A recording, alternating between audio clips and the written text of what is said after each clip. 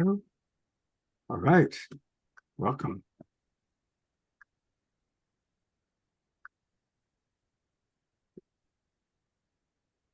Oh, come on. You know, this happens every now and then. I'll queue up our video, and for whatever reason, it doesn't play right off the bat. So, welcome everybody, but hang in there. We're going to give this a try one more time. And let's hope that this time it cooperates.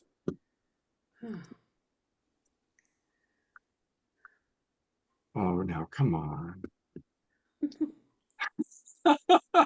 It's going to be a special night. I can tell it's going to be a very, very special night. We've got amazing people here, and normally it starts right up. There we go. Okie doke. 3 times a charm.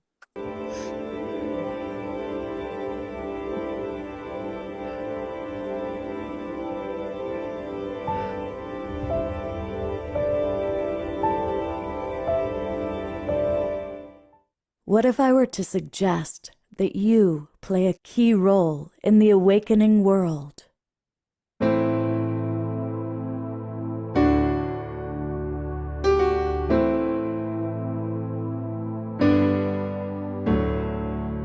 And that you are watching this because you have heard the call.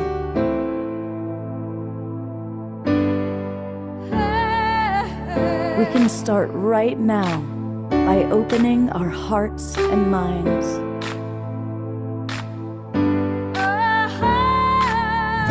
Welcome to the awakening world.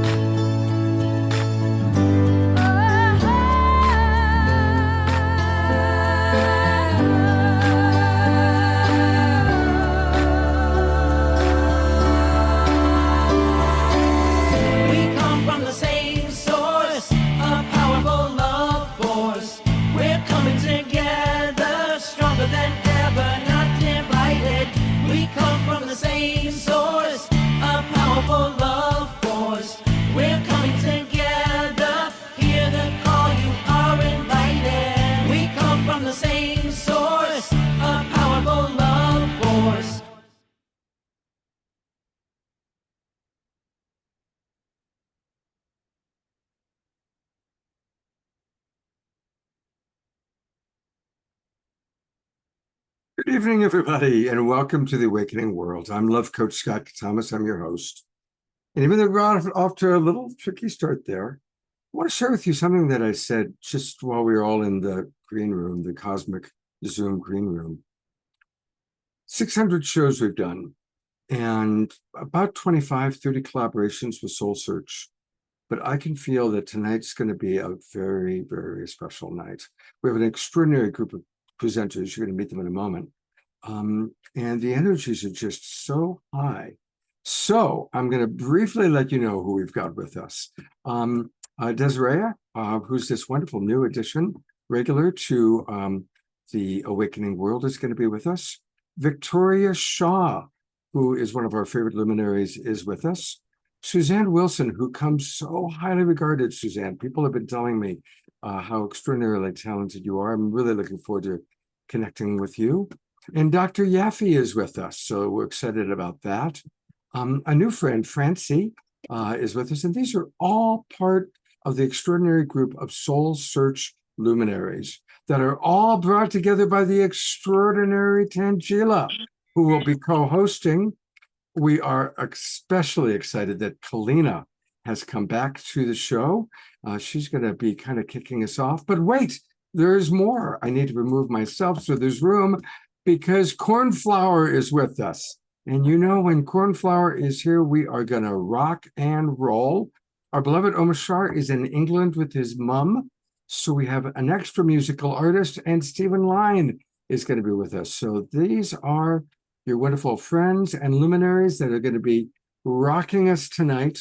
And also want to let you know that we're going to have a special experience. At the end of all of this, which is going to be quite a lot, we're going to have Ellen Steinfeld and Desiree and other people who are at Contact in the Desert, down in Palm Desert, coming in and giving us a report of what's happening. So get ready for a wonderful, wonderful evening. And I'm going to turn over to my wonderful co-host, Tanjila. Welcome, Tanjila. Thank you, Scott. It's so wonderful to be here as always. And I'm just so excited to feel the energy everyone is bringing here, the incredible Global Peace Tribe community, the Soul Search community, all of us coming together to raise the vibration on the planet. So it's so exciting what we're all really co-creating together tonight. And of course, every day, because it doesn't stop here. So of course, welcome to all.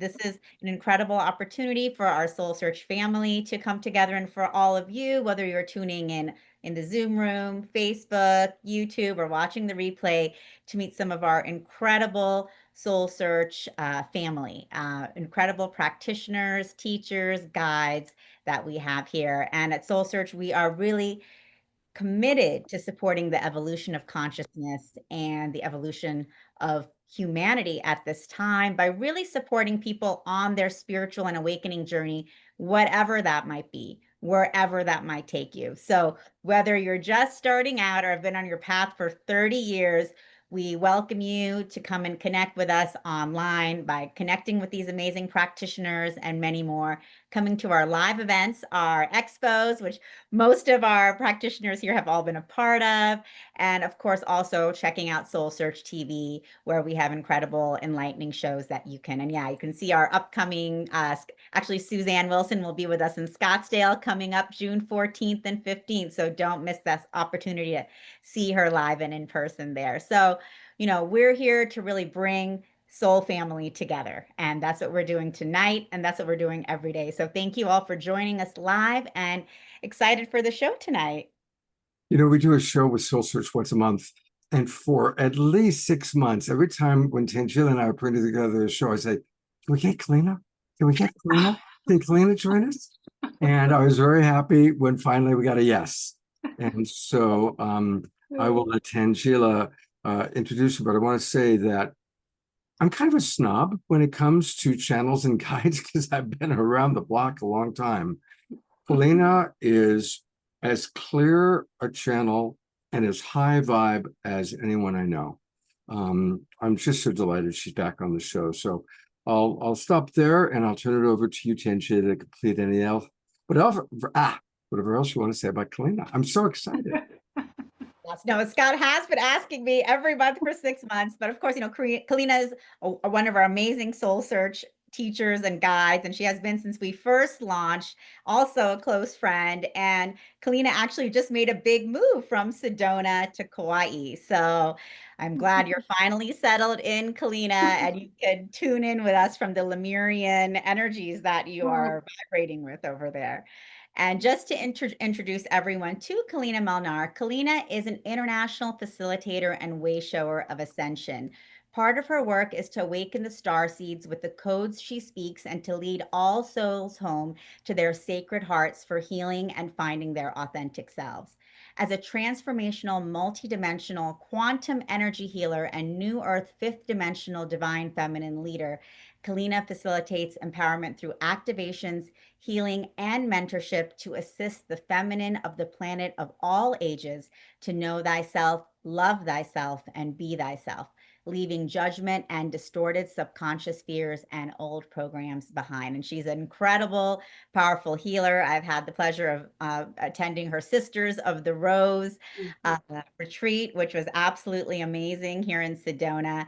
And I'm excited to welcome you back to the show. Welcome, Keleena. Thank you. Thank you for having me back, and for all the begging, Scott. Absolutely. That's cute. Yeah, it was my Saturn return last year. Still going through it, so I couldn't do a whole lot last year. So I'm happy to be here. Thank you for your kind words. I'm humbled as always. So thank you. So I want to actually open up and do something that I haven't done on here before. And for all of you that feel energy, you're going to feel this, but you're all going to be participating in it at the same time. So one of the things that I do now, I do this in my sessions for probably for a while, but I've never done it on an actual, I've done it on one other show. I haven't done it anywhere else yet. I want to do it here because I feel like there's a lot of people that will receive what they're going to need to receive. So what I'm going to do is first I'm going to have everyone align and drop into their divine sacred hearts. So for those that have not heard me do that before, you just have to say out loud, I now align and drop into my divine sacred heart. Mhm. And you will feel, for those of you who feel energy, you're going to feel yourself going, you're going to feel that sacred heart expanding. And for those of you that don't feel, you can do it again. Make sure you focus on the sacred heart, which is right behind your thymus.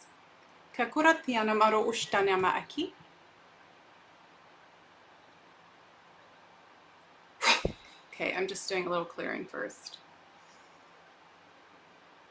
So I'm going to start running my frequency through everyone. You might start feel spiraling at the base at your root chakra, and it's going to just start going up. I've not done this on here before.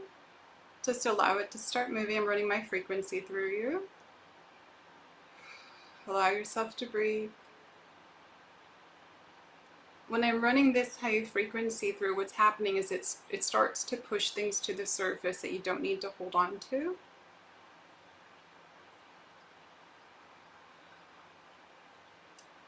This is what I actually do in sessions, and I bring things to the surface and I go in people's subconscious. But I'm doing it this time because I want to help, because a lot of people have something or many things in all of your bodies that are hanging out that's just kind of like a residual. I'm just going to expand the frequency now. Hi!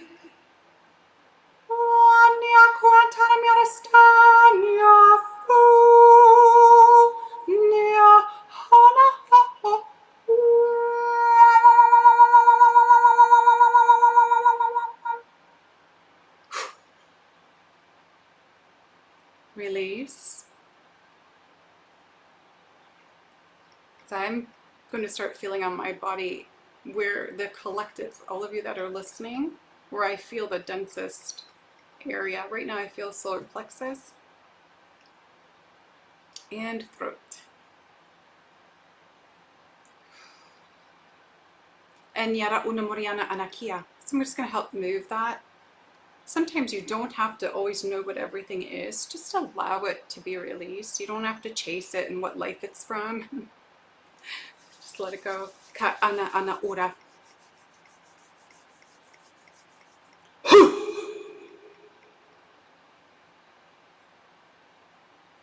All right, some of you are going to feel your solar plexus expanding very, very wide. Ama awa ana ana una ki ana kara.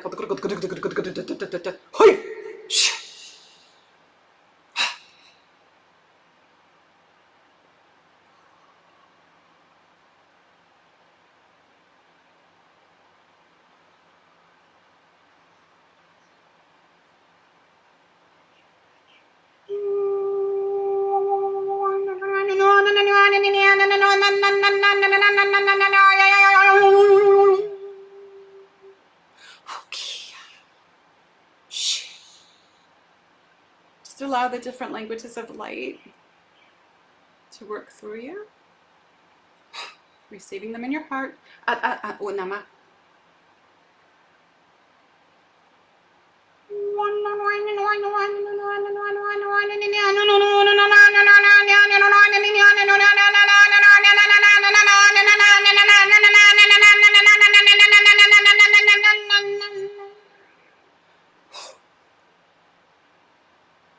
Release.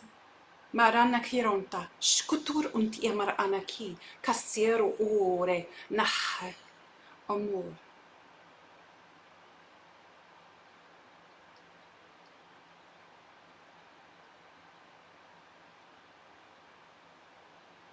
Fiamosh tamana, mutchkurata, muratoye nenenia toitae, mache, hoik, totasha, hoik, ashama, hoik. Hey.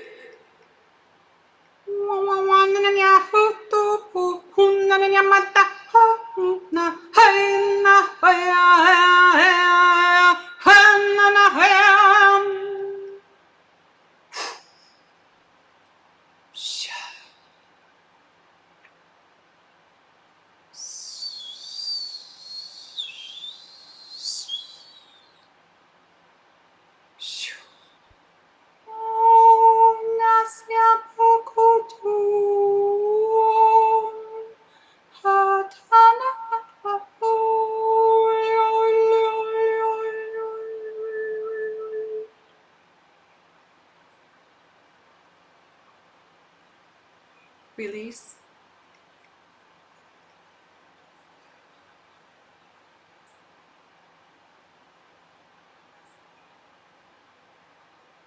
Releasing everything into the light of God that is surrounding you now and has been since before I started, because I forgot to tell you I wrote it down.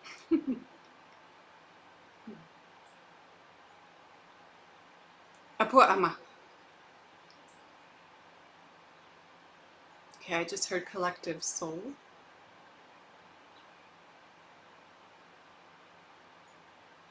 In transitional times you are in. In oneness you are. In faith you plead. In light you live. And in love you transform. Tapiaho muhokua maya.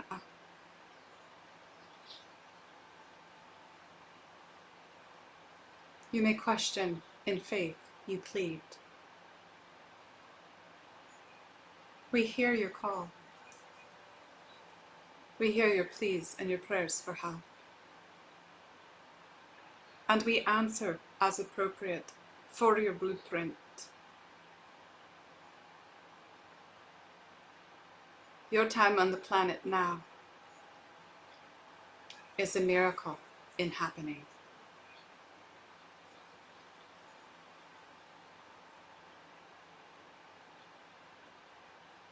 See the truth in love, and love in truth.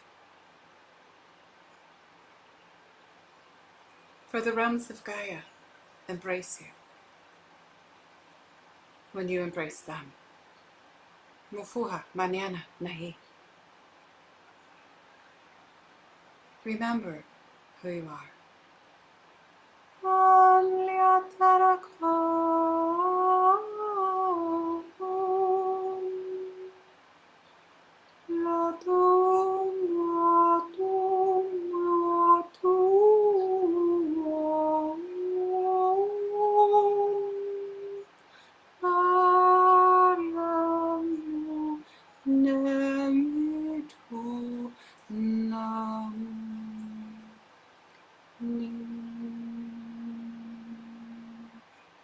Shakwa.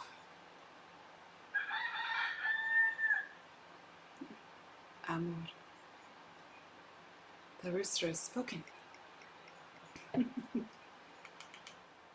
Take a deep breath, everyone.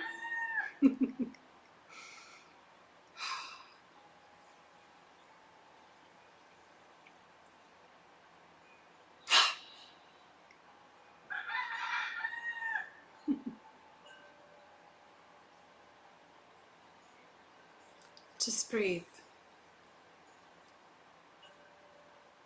The codes that were given were codes that break old codes, and then codes to awaken Munu. Takaua mama enyana.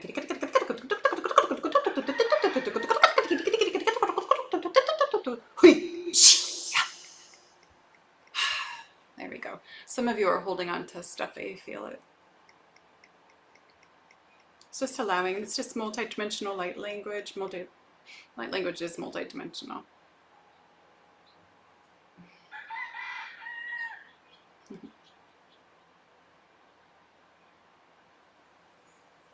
I'm going to expand the frequency again.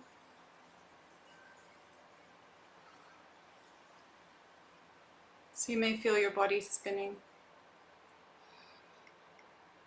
For those of you that feel, just allow.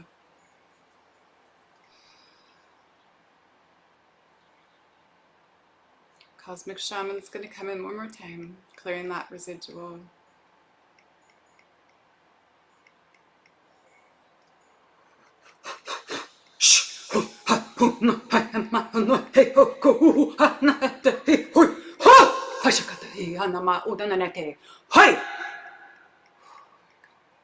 Let go.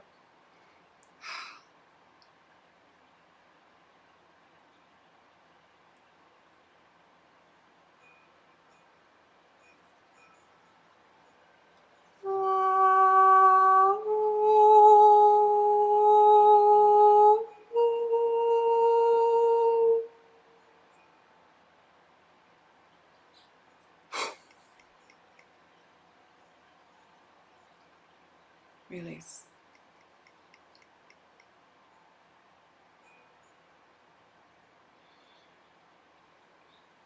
Take that deep, deep breath into the belly, breathing deep, and then into the lungs until the shoulders roll back. Exhaling out the mouth. Mote nemiana. I receive.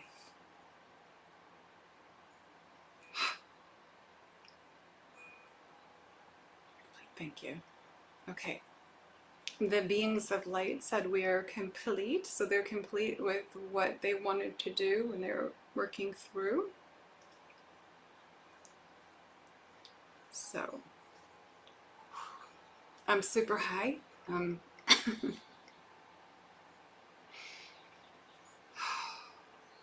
give you a moment to kind of come back in while I read some of the comments that have come in as a result of your experience just now, because people are deeply touched. Carol Craig just pointing out how powerful these light language codes are. Dr. Laura writes, wow, Keleena, I can felt you cleaning my heart chakra. So good. Bless you. Susan Bloomquist writes, oh, Keleena, what a gift. Carol Simus sending her love through emojis. We love our emojis, don't we? Kathy writes, I felt a lot of energy in the top of my head when your shamans came in. Susan writes, Keleena has given us a door to the universe. Stephen writes, very powerful, Keleena. And I want to acknowledge, I could really feel your Hawaiian influence more than the last time, you know, in my previous experiences with you, the Hawaiian influence. You got some powerful kahunas working with you. Not to mention the rooster. The rooster can be a loudmouth right at the right times. Oh, I thought it was great. Bring in nature. Yeah, absolutely. I do have a kahuna on the property that within the first 24 hours of me being here, literally showed himself, and he's like 20 feet tall. And I started working on the land immediately. This was the middle of March when I arrived here. And I went around, brought in all the sacred elements and stuff. And that night it started pouring, lightning, thundering, which usually ends up happening wherever I go when I do that. I found out they were in a drought. I didn't know that. But it's been raining ever since, every single day. I think there's only been 1 or 2 days that it hasn't rained since I've been here. But this kahuna called me. He said that I was kahuna of the sacred Kuna. I say that, I have to hold on 1 second. Kuna Ma of the sacred waters. That's what he called me. Kahuna Ma of the sacred waters. So I was like, okay, another label, right? It's beautiful. Kahuna Ma of the sacred waters. It's beautiful. I want to let people know how they can find you. And like all of the people you're going to see tonight, all of the presenters, you can find her on Soul Search. You just go to soulsearch.io and it's Keleena-Malnar, or if you put it in the search Keleena, it'll come right up. And this is where you can learn all about her. You can send her a message. And Keleena, what would you like for people to know about what you're providing to people at this time? On my website, you're on, I think you and Tanjila are on the front page of my website if you go to my website there. Here is your web. What a beautiful photo. Oh my heaven. That's Sedona. If you go down a little, I do have a webinar tomorrow, that Lemurian webinar right there. But if you right there at the testimonials Right.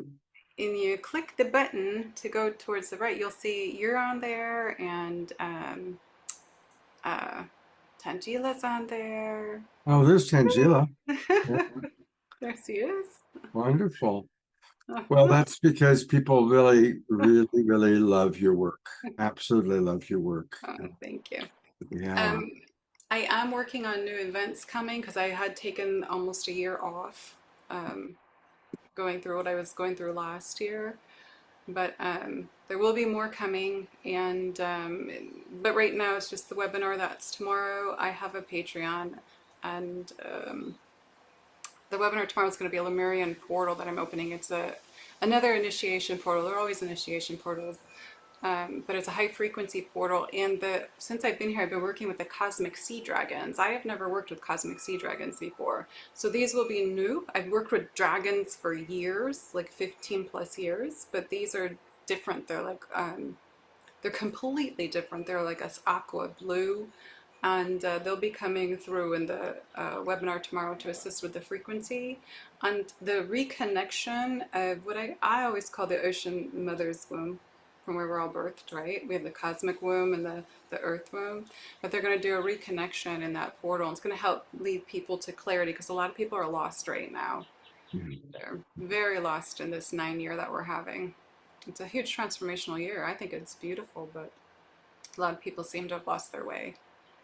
So here's the information on her Lemurian light portal tomorrow.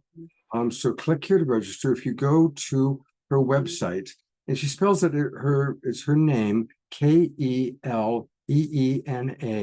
Malnar, MALNAR.com.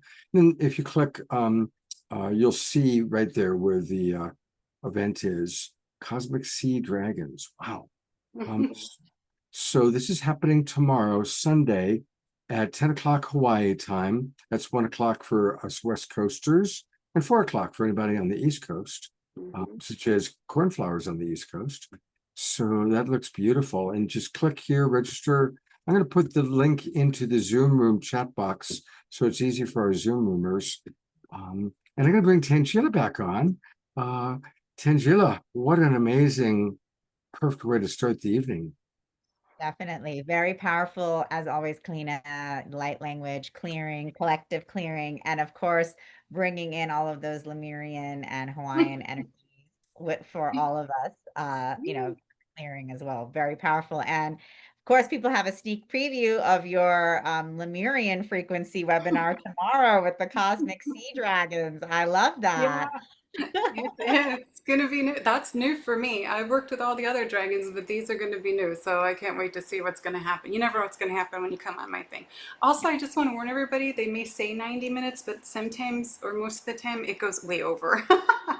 So sorry. I can't I stop. also want to encourage people to join your YouTube channel.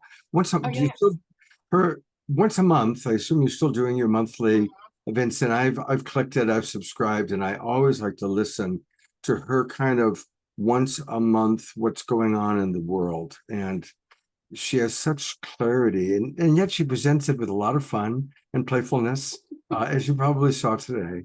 So you have this beautiful combination, Keleena, of fun and wise. Fun and wise. Well, thank you. And you know what? My human design is to be enjoyed. And we need more of that. We've been talking about that lately. Obviously there's a lot going on in the world. And there's a lot that we can be afraid of, and a lot that can freak us out. And I have friends that are just glued to the computer with the latest horrible headlines and news. And I think it's really important for all of us to sing more, dance more, laugh more. We've got to raise the vibration to counteract all that negativity.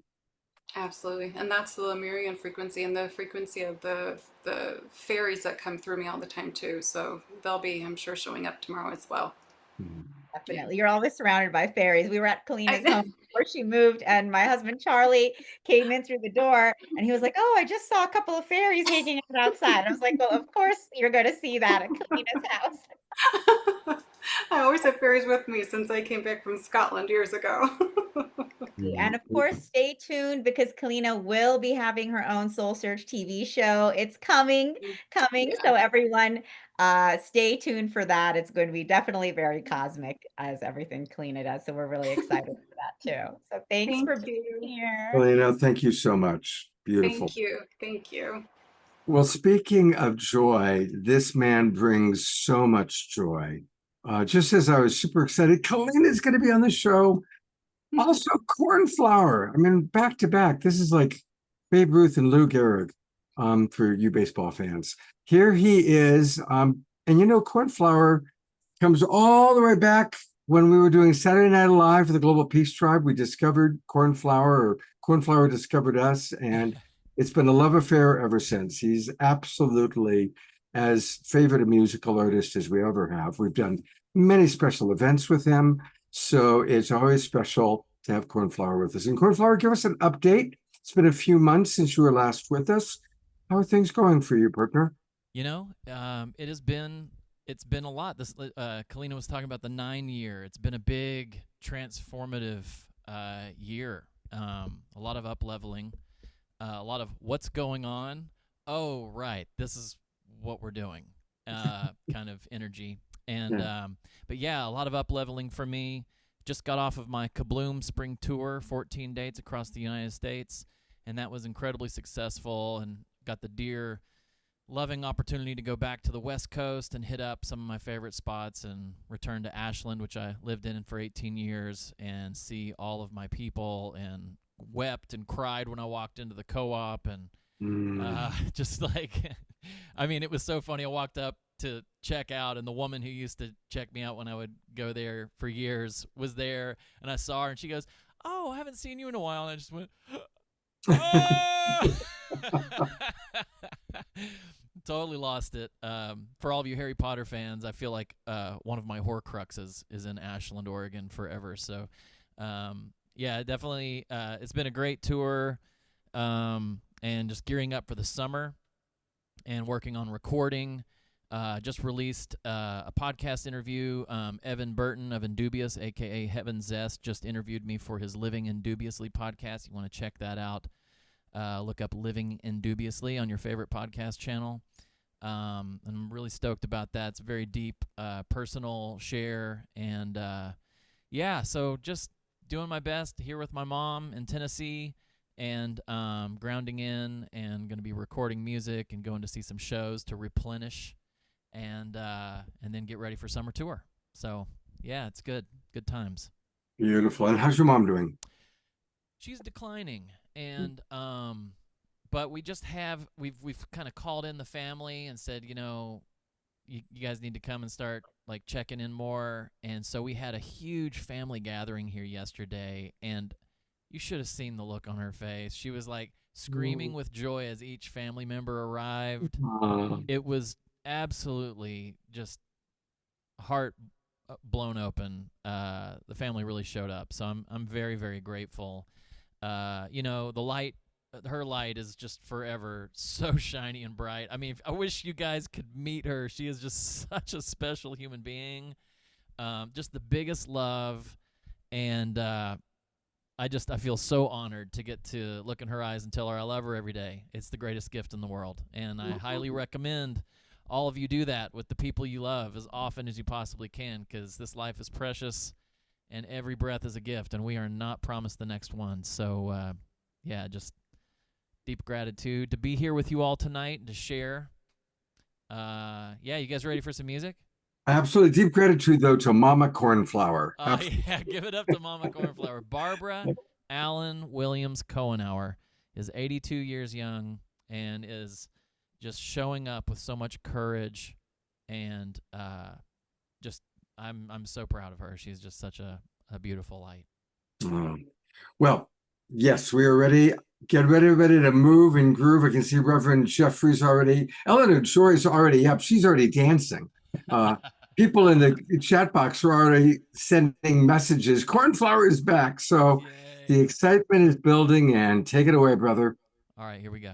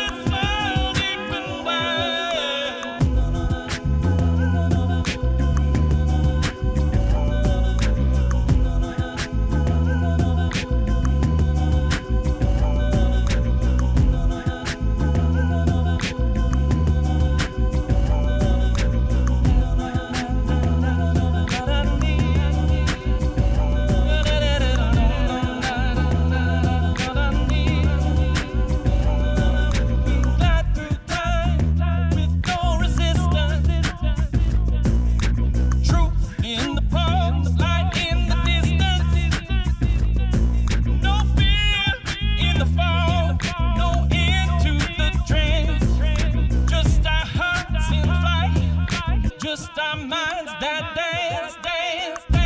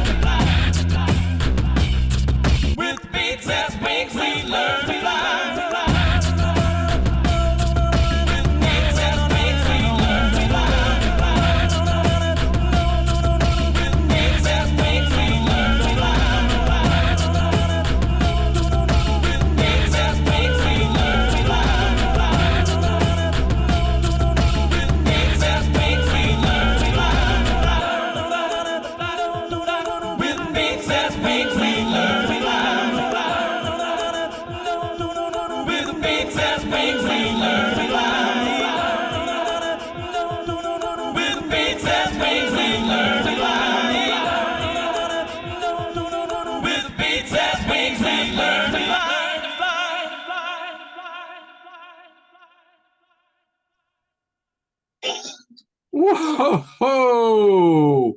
We're on gallery view. Let's all give them a big global peace tribe twinkle. I mean, it doesn't get better than that. Keleena followed by Cornflower, and the show is just beginning. This is exciting. And hey, I want to let everybody know where you can get more of Cornflower, and it's easy to remember. It's cornflowermusic.com. cornflowermusic.com, and there's a lot going on there. He's got that's where you can find out his upcoming shows, and he's got a store. You can get merch, Cornflower merch. Oh yeah, my new one, Life is a Dance Floor. You are the music. Love is the rhythm. You are the music. Check that one out. And then a limited edition Kabloom Spring Tour. If you were on the tour, got to see me. That's going away tonight. Wow. Wow. There it is. The Kabloom Spring Tour unisex t-shirt. Yes. Wow. And Cornflower, where are you going to be playing over the summer? What do you got planned? Well, the big thing I want to bring everybody's attention to is a transformative micro festival in the quartz green mountains of southwest Vermont. It's called the Ohm Festival, and all of you are Ohmies, and you're welcome to join us. I'll be headlining Saturday night.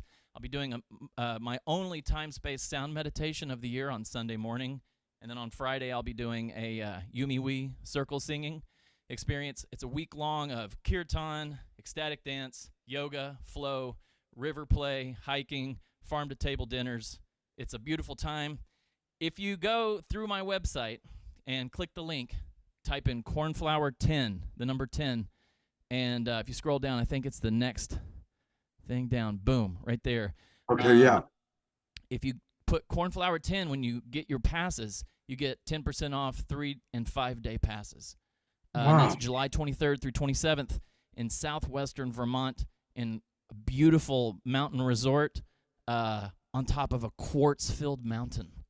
Wow. It's going to be profound. Wow. Well, all right, everybody, make your plans for Vermont. Yeah, and you can fly into Albany. It's about an hour and a half west, just over the border. Okay. Albany. Good to know. Well, luckily, Cornflower is going to be back a little bit later on in the show. We're going to get more Cornflower. And thank you, brother. It's such a blessing to have you with us. Such a blessing. Always a pleasure. And I'm going to turn it over to our beautiful, wonderful co-host, Tanjila. Tanjila, what a start to the show, huh? Definitely, definitely. And of course, Cornflower got us grooving. It was so fun after, Keleena bringing us into that beautiful vibration, and then Cornflower taking it to the next level. I love it. So Cornflower, welcome back. Thanks so much. So much fun. Beautiful, beautiful. I can't wait for the next song too. That'll be great.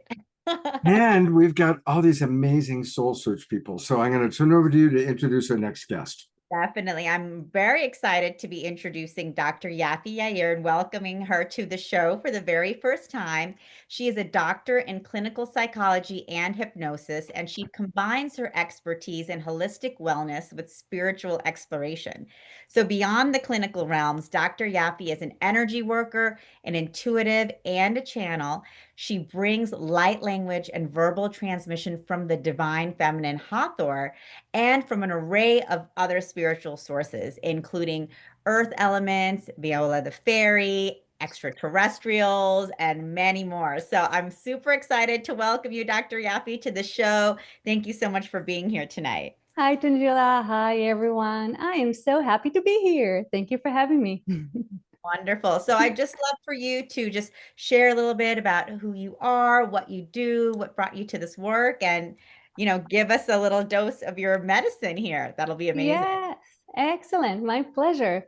So as Tanjila said, I am Dr. Yafi. I'm a doctor of clinical psychology. My work is all about holistic wellness, the human potential, and really our spiritual journey into ascension through heart-centered joy. I really believe that's what we're all here to do. The guides say again and again and again that these are exciting times. For us, they sometimes seem chaotic because that's how intense change feels. But for the guides, it's just sheer excitement. And they're here with us all the time to usher us into this new earth, new world that we are all walking into right now as we speak. It is actually happening. It's not something that we're waiting for anymore. It is here. So as you mentioned, one of my main guide is Hathor. And we know the name. For the people who know the name, she is an ancient Egyptian goddess. Although when I started channeling her, the word goddess never really entered the picture. She was either the divine feminine, and I'm saying she, but it's also they, and also a collective from Sirius, originally the Sirius star system. But if you talk to her, and I will channel her, so you will get the chance to talk to her, she will tell you that seeing her or them as Syrian is really very limiting. It's just another layer to their identity. And they have been with us since, well, they've been, I think, connected to the earth even before humans. So they've been here even before us, and they see themselves as a part of us. So it's this beautiful, loving relationship. And let's see what else. I have been channeling Hathor mainly for about 4 years now, but there are many, many other sources that can come through. I channel every Sunday on Zoom, so people have the chance to join and actually hear both the sacred sound, which they called field tuning, but also verbal messages. So I take questions and they always have a lot to say. So that has been the main thing that my passion really led me to. Although I still also really, really love hypnosis, which has been my clinical passion for the past 11 years or so, which I started very clinical training. And then I discovered Brian Weiss and past life regression. And then Michael Newton with Life Between Lives. And then Dolores Cannon with QHHT. And I kept on taking more and more courses. And hypnosis was really my main passion until I fell into channeling, which became my life and my joy.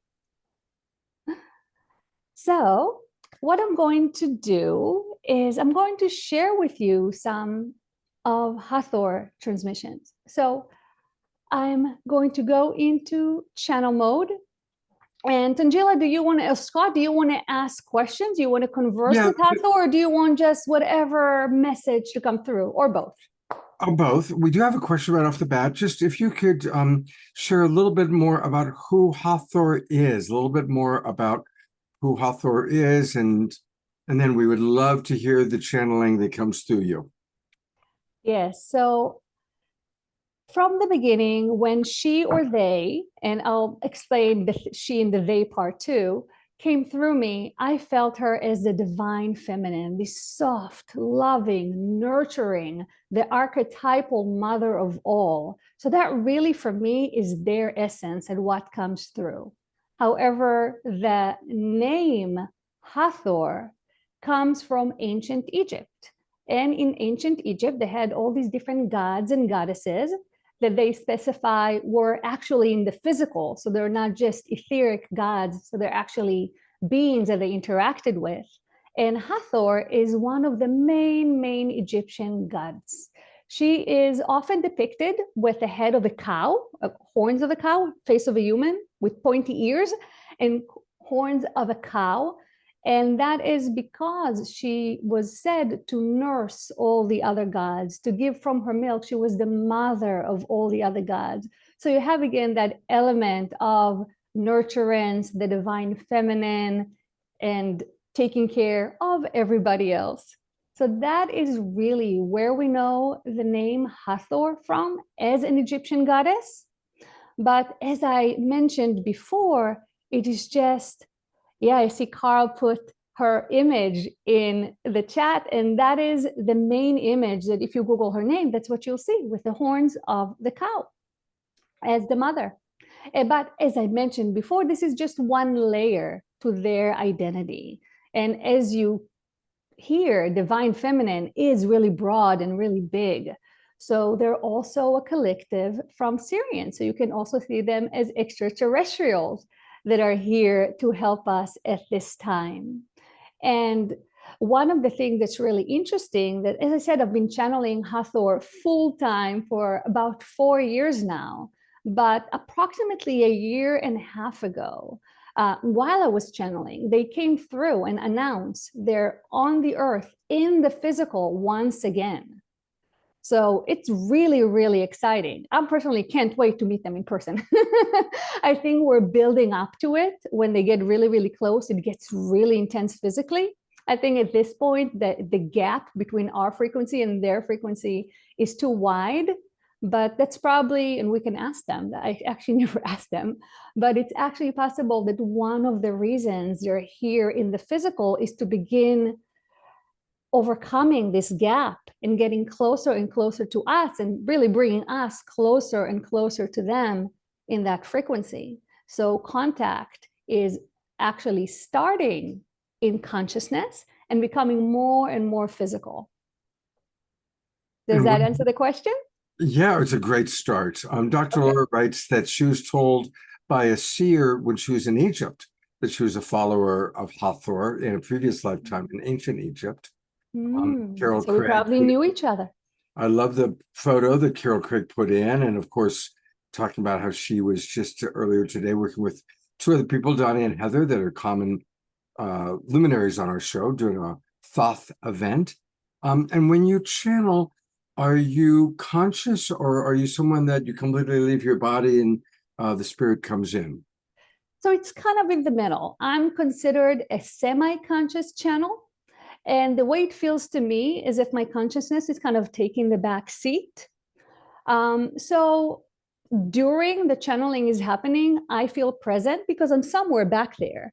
And I used to have the illusion that I'm completely present. And then I would come back and people ask me questions. I'm like, yeah, what? Yeah, I remember everything. Wait, what were we talking about? I don't remember anything.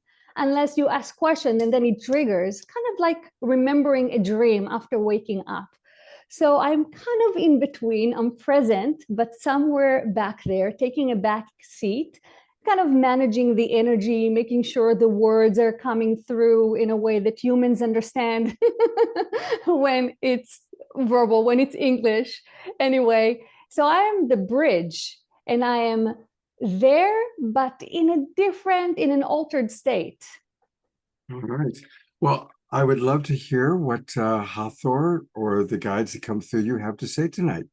Absolutely. So I think the way we're going to do it, that I'm going to let them come through and just speak and see what they have to say. I haven't prepared anything. I have no idea what they're going to talk about, but I guess that's the beauty of channeling. So I'm going to go in and allow them to talk a little bit and then share a light language transmission with you, which they call field tuning. They can talk about it if you'd like, if they'd like. Feel free. You're not interrupting the transmission. Feel free to jump in if you have any questions. And we're good to go. Okay.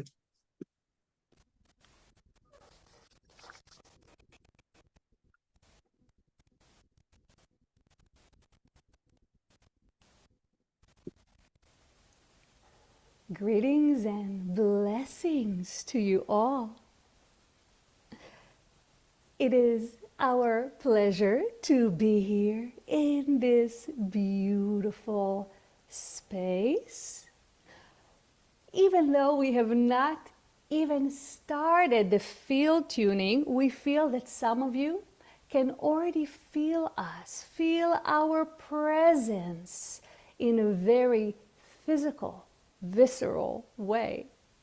This is because there are several reasons, but one of the reasons is because all of you, every and each one of you, is becoming more and more sensitive to different energies and more aware of subtle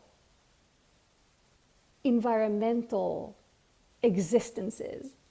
So you're all aware of your physical senses and now your subtle senses, which most of you have been actively working on awakening and improving, have reached a point where there is a burst, there is a massive collective opening of the subtle senses.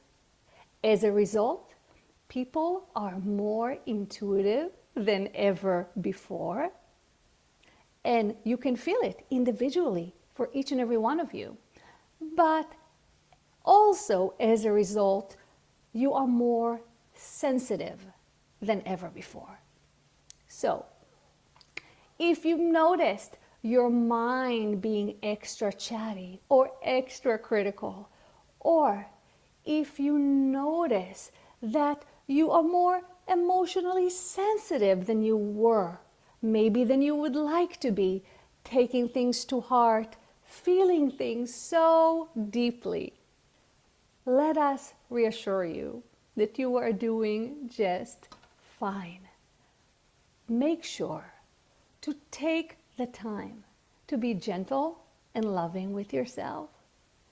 That means reducing self-criticism and increasing self-acceptance, but doing those in a very active way. These are not passive lessons, no more. Maybe they were for a time, on and off, but now these are not passive lessons.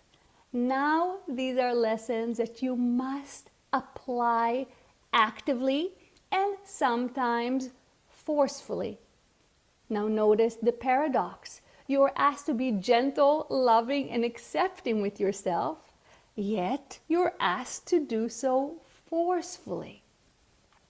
It is because it is time right now to stand up and step into your power. It is time right now to be a warrior of truth, a warrior of love. You must stand up for the principles you feel are true and right in this world and for yourself.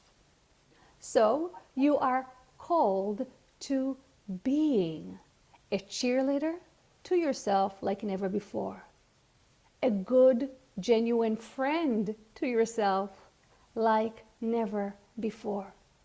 Remind yourself again and again and again that all that you are experiencing right now is a part of transformation. Ask the butterfly. Ask the caterpillar, is transformation fun? Transformation can be intense. You collect the rewards as you go along the way. Do not wait for a faraway destination. Do not wait for the new earth to arrive in the future. Collect your rewards as you step along the way. Be your own truth reminder of your divine, beautiful nature, and allow yourself to be all that you are, with the emotions, with the doubts, with all that you are. Love it all. Support it all. Share yourself with yourself open-heartedly. And now, we will help you with that. It is our joy and our pleasure to be with you in this space, participating in this way. So now we ask of you to settle down. Close your eyes if you wish to help yourself feel the energy. And we're going to perform what often humans nowadays refer to as light language. We often call it field tuning as we interact with your energy field. Help you expand, help you clear, help you ground. Grounding is extremely important. So you can feel your heart open and your own energy flowing like never before. So settle in. Open your hearts now and feel the energy.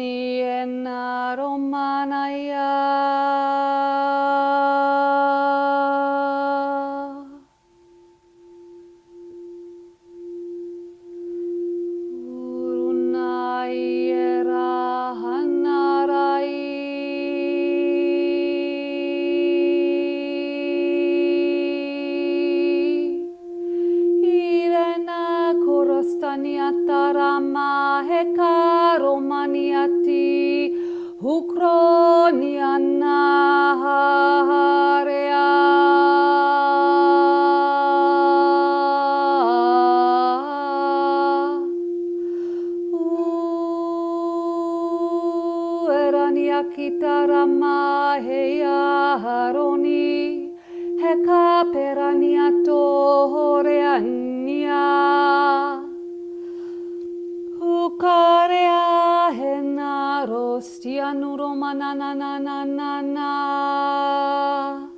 hekiritano hora heanananana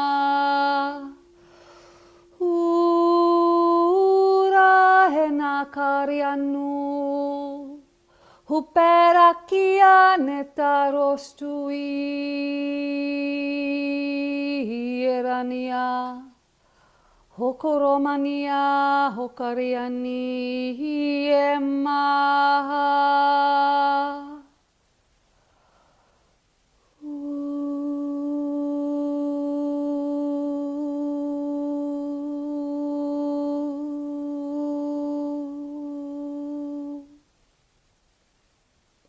Take a deep breath.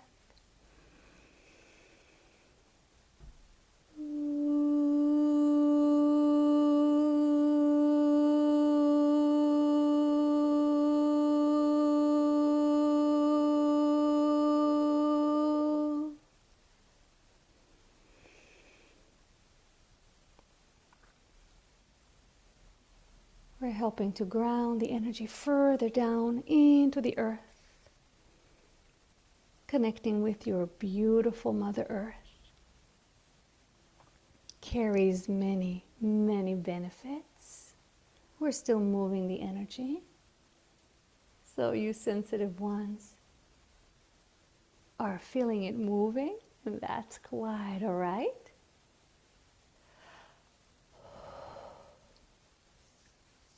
Excellent, excellent.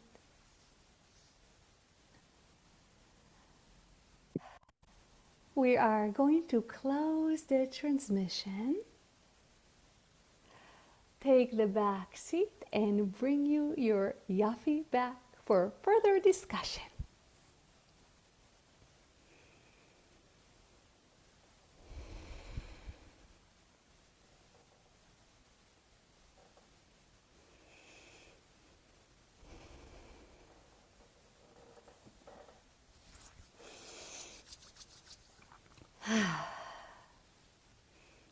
Hello.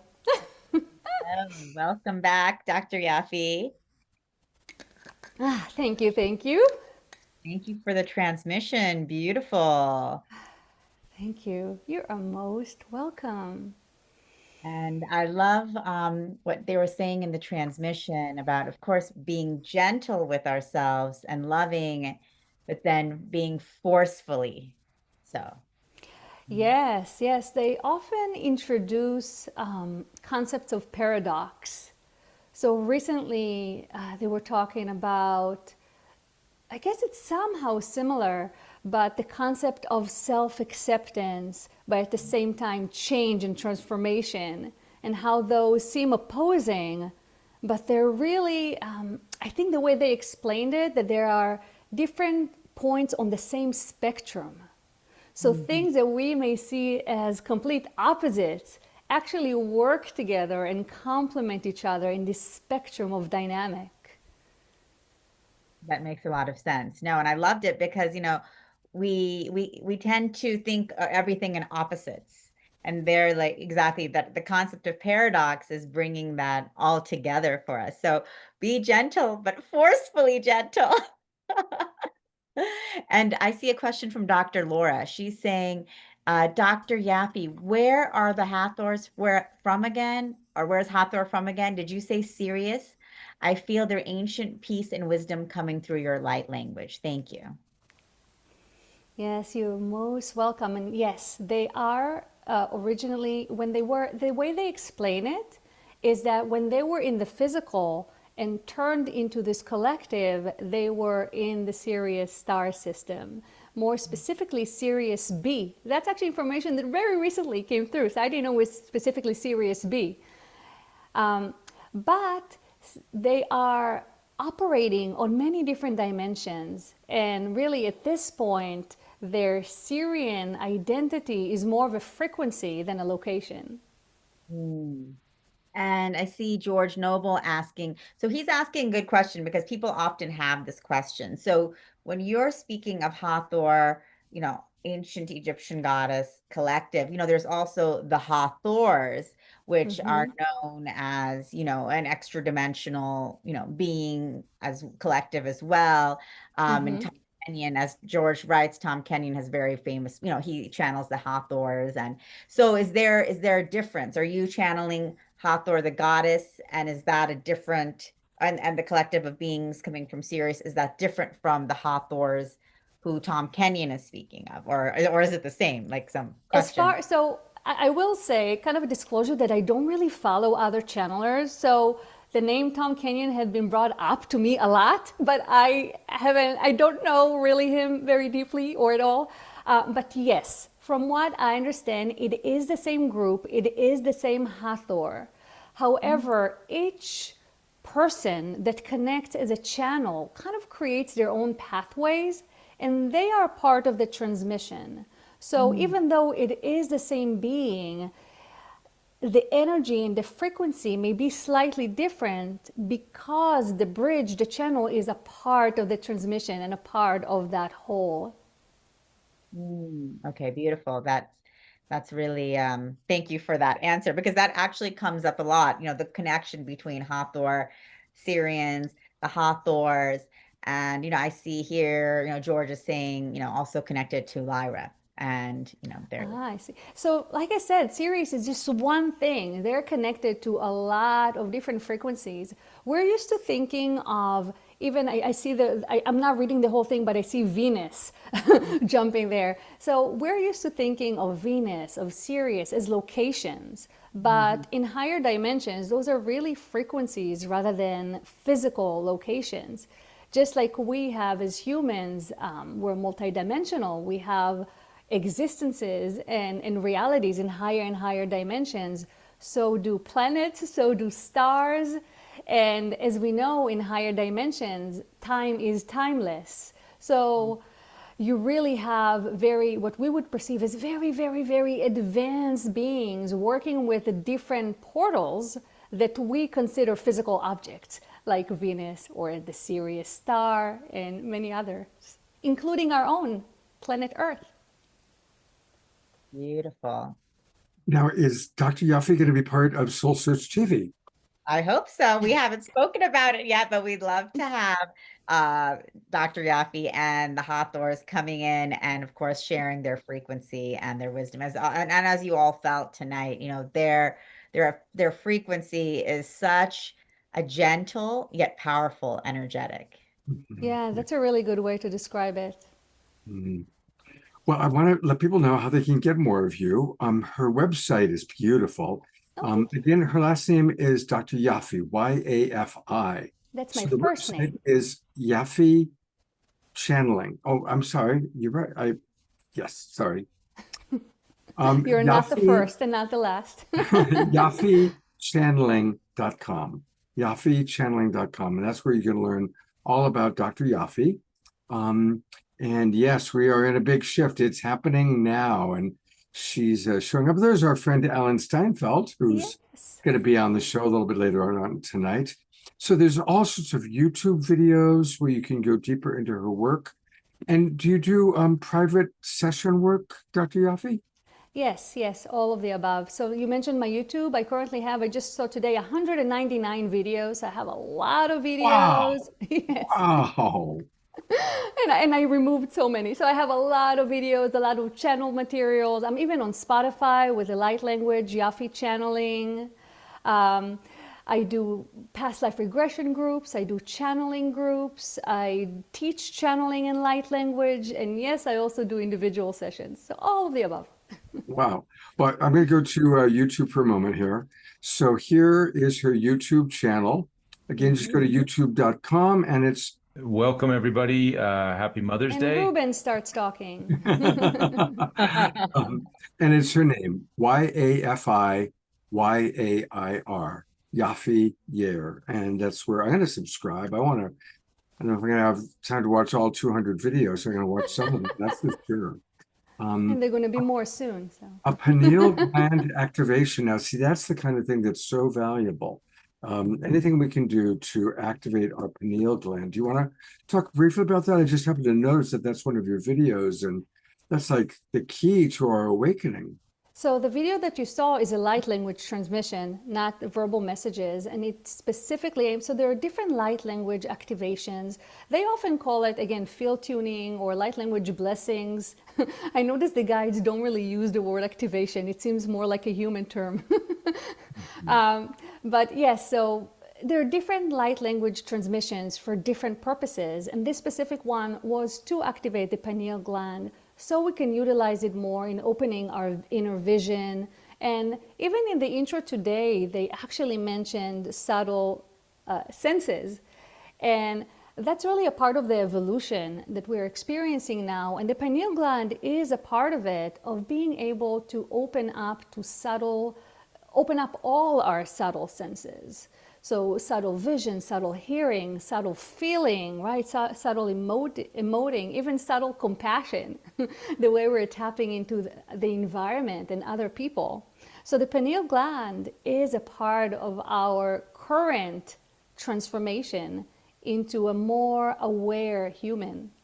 That really jumped out at me. So I think tonight, at the end of everything, I'm gonna check that out. My evening pineal gland opening. So wonderful to meet you. I hope you come back and be on the show again. Please. Great. Well, thank you. Wonderful having you here, Dr. Yafi. Thank you so much. I love you guys. Thank you. Stick around. Great music coming up, including Stephen Line. Tanjila, do you want to introduce our next musical guest? Yes, of course. I'd love to. So I'm excited to be introducing Stephen Von Line. He is an internationally recognized musician, intuitive healer, and transformational life coach, dedicated to helping people reinvent themselves, find happiness, and manifest their best life. A Reiki master since 1995, Stephen offers intuitive healing sessions using Reiki and spiritual response therapy to clear past and parallel life blocks, and has attuned students around the world for over 30 years. As a composer, producer, and multi-genre performer, Stephen has formed bands in multiple countries, including 2 active bands in Brazil, performing to sold-out shows for the past 15 years. And he's currently offers sound healing and live music in Sedona and beyond. He was just in Hawaii doing his live music. He does amazing live music here in Sedona with his duo that he's got here. And of course, he was also performing in Brazil, where he's really renowned. And so, of course, Stephen, welcome to the show. Welcome back. I'm so Thank you. here. So great. So great. I don't know if you can hear me correctly. I'm hearing an echo in my headphones, but is it coming through okay? You sound great. Yeah. Okay, great. All good. That's all that counts. So yeah, I've been blessed my whole life, really have. I've been lucky in love. And I think the reason why is because I don't have attachment. Like a lot of people get real kind of attached to their mate in a way that is not that healthy. I'm not saying that everyone does, but a lot of people do. And I think, Scott, you probably know that, in the work that you do. But I have this, I fall in love deeply and for real, and I'm present 100%. And then when that episode ends, I move on to the next thing, and I never know what that's going to be because I'm totally guided by spirit in everything that I do. So today I'm going to sing a song. This is a song that I wrote for my ex-wife when I was in Brazil, and I did learn Portuguese when I was in Brazil. So this song is in Portuguese, and part of it is in English, but most of it is in Portuguese. And it's just all about, it's called Me Olhos, and that means my eyes in Portuguese. And the reason that I wrote this song was because I felt like I was so grateful to wake up by her side every day. And so the song is Yo quiero ver você. I want to see you every morning. And then it says, I want to see you every day. And so let me just play it and see how it goes. It's kind of a kind of a bossa nova flavor.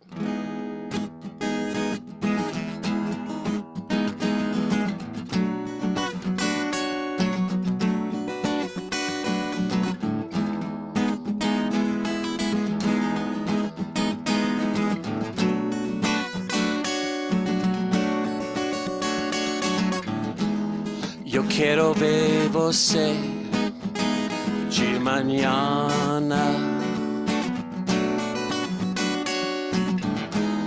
Eu quero ver você todo dia.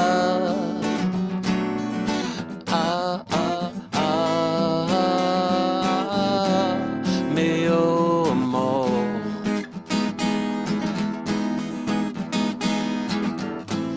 Eu quero ver você agora.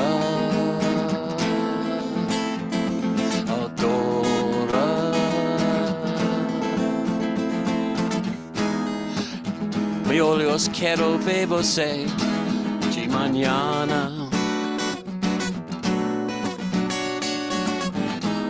Eu quero ver você todo dia.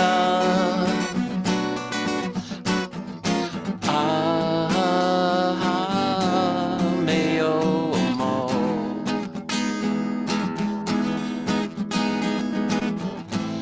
Eu quero ver você todo dia.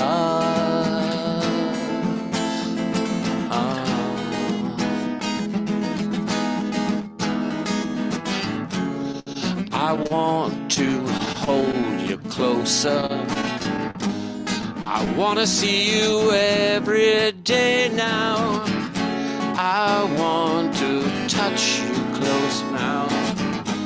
I see you every day now. Ta bom, meu amor. Da da da da da, da da da,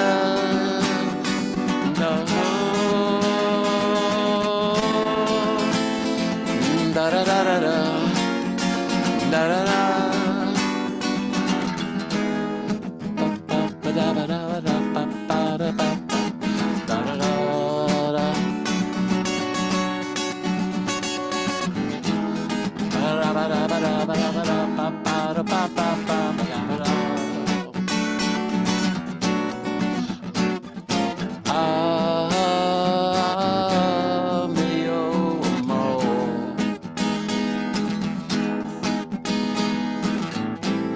Eu quero ver você agora,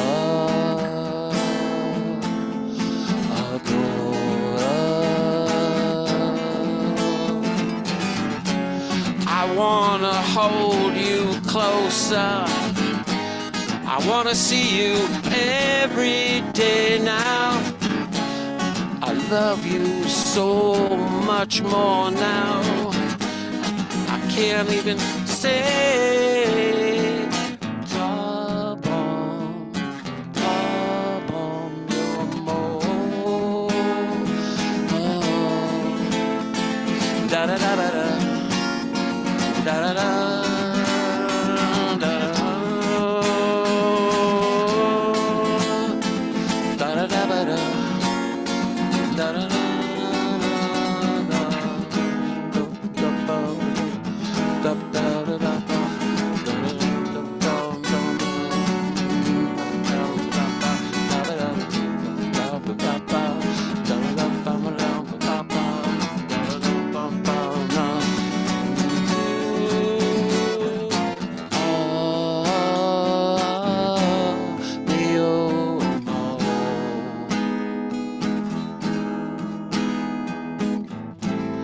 Eu quero ver você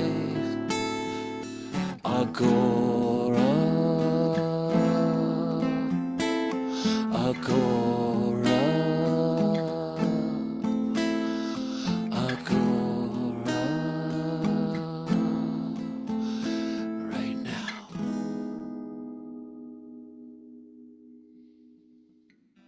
Gonna go to gallery view. Let's give Stephen and Desiree a big twinkle. I thought that would be a good song to really enjoy Desiree's beautiful movement and dance. You were dancing so perfectly. I love it. Thank you. That was inspiring me, actually. Yeah, it was a good combination. You two really, fit well. And we're gonna hear from Stephen again later on in the show, but want people to know that you can get his music on SoundCloud. If you go to soundcloud.com/Steve-Line, Line. And that's Yeah, and actually, that's interesting too. That's actually not me. oh, And actually, my name is for my professional singing career, I use my true family name, which is von Linné, and it's a Swedish name. It was given to my great great great grandfather Carl von Linnaeus when he came to Germany. He couldn't get into certain areas doing his botanical work, and so the Queen of Germany dubbed him von Linnaeus. And so then he was able to get into any place he wanted to go. He had a royal figure. So that was cool. well, now I apologize. That was what had come with your bio that I had. So, but I have found, I think, a website that certainly looks like you. So Okay. let's take a look here. I do believe that There you is go. Stephen All right. von Linné, That's me. That's motivational speaker, composer, and guitarist. my clean cut look. All right. I'm gonna accept your cookies, Stephen. And this website, the proper website, is Yes. consciouslifecoaching.org. Yes. And tell us, what is conscious life coaching? Conscious life coaching is all about teaching people to get in touch with their spiritual self. I've been on a spiritual journey my whole life, and so I've had a lot of contact with ascended masters, and I've been blessed in that way. And so I can usually tune into them pretty well, pretty easily. They're always present with me wherever I am. And a lot of times in session work and things that I do, I help people to kind of reinvent themselves and stop procrastinating and putting off what they could have done many times, but didn't have either the courage or the wherewithal to make it happen. So we all make excuses. We always do. And, actually at this moment in time right now, it's not a time to make excuses. It's a time to dive in, reveal, be transparent, and remember to keep on loving, even if you don't understand what's going on. Just keep on loving. Yeah. We have a question for you, and then Ayada, take a look at the chat box if you can. Stephen, Dr. Laura wants to know, what is SRT? Okay, I'll show you. It's spiritual response therapy. That's what that stands for. And so what it is a methodology that was developed to be able to access what some call the Akashic. And so we know that as human beings, we're only conscious unless we meditate and we really go there. We're only conscious in the third dimensional reality most of our time, but we're consciously or unconsciously active on many different dimensional levels. And when we're channeling and things like that, we sometimes get access to those places. And so in the SRT therapy, there's a protocol. You use a pendulum. It's the best way. And once you get good at it, it's like you probably don't even really need the pendulum, you know, because it's like a loud speaker coming in your ear. But it really helps to look into parallel lives, old lifetimes that you might have not cleared some things when you passed on, and they can be affecting you in this life. So it's a training program. I can make I'll post a website in the chat. Okay, great. So you Great. That would can be check good. it out. All right. Thank you. Well, and Stephen's going to be back for another song towards the end of the show. Yeah. So thank you, Stephen. Thank you, Scott.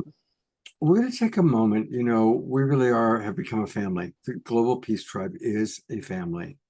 And we're going to take a moment to pray with one of our most beloved family members. I'm going to bring Ayada on camera. As a mother, many of you are mothers, and so you can understand what she's going through. And Ayada, do you mind sharing with our audience what's happening with you and your son? Yeah, thank you, Scott. So my oldest son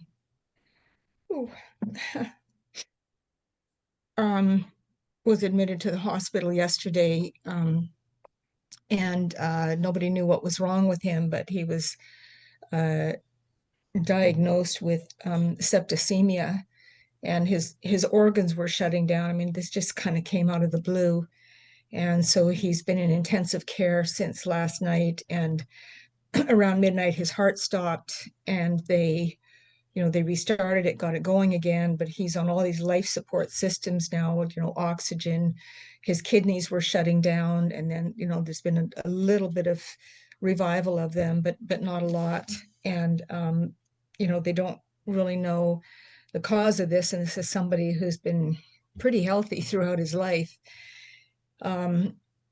So yeah, it's a very scary situation, and unfortunately, for some very complicated reasons, I'm not able to get back up there with him, but all the rest of the family is there with him. So yeah, I just appreciate all prayers. And well, maybe just hold up this photo of my family. This is all my kids, and he's the one in the middle. He can't see too well, I'm sorry. Oh, we But, see. We can see. Yeah. Okay. Yeah, he's the one in the white shirt, the tall one in the middle. Yeah. He definitely stands out. Okay.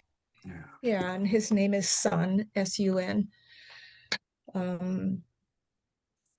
So Yeah, I just talked with my kids there a few minutes ago, and they're saying there hasn't been any change, really. I was hoping that with some of the prayers that have been going to him that there would be a little bit, but so he's in a medically induced coma. I'm not sure if I said that. And when I was able to FaceTime with him earlier, I could see some very subtle signs that he was taking it in, that he could hear me.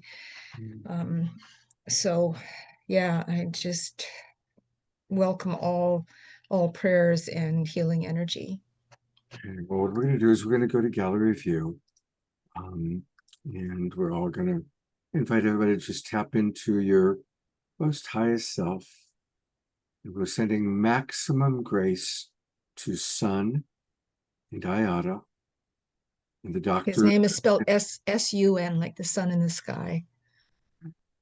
So maximum grace for Sun, S-U-N, and Ayada, and the doctors and caregivers that are taking care of him, both on the physical plane and on the higher dimensions.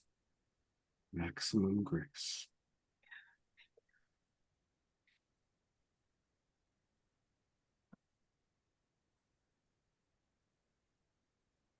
Maximum grace for Sun and all around him.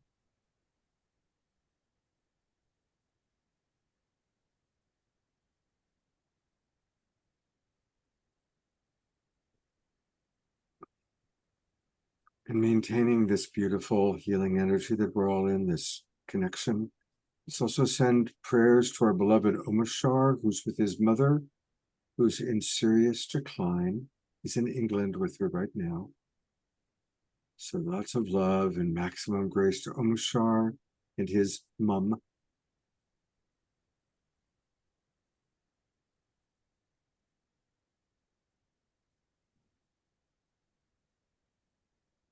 And now just sending love to anyone in your world, in your orbit, each and every one of you who are watching and sending prayers. Let's have a minute or two to send prayers to those people that we know are in need of support at this time.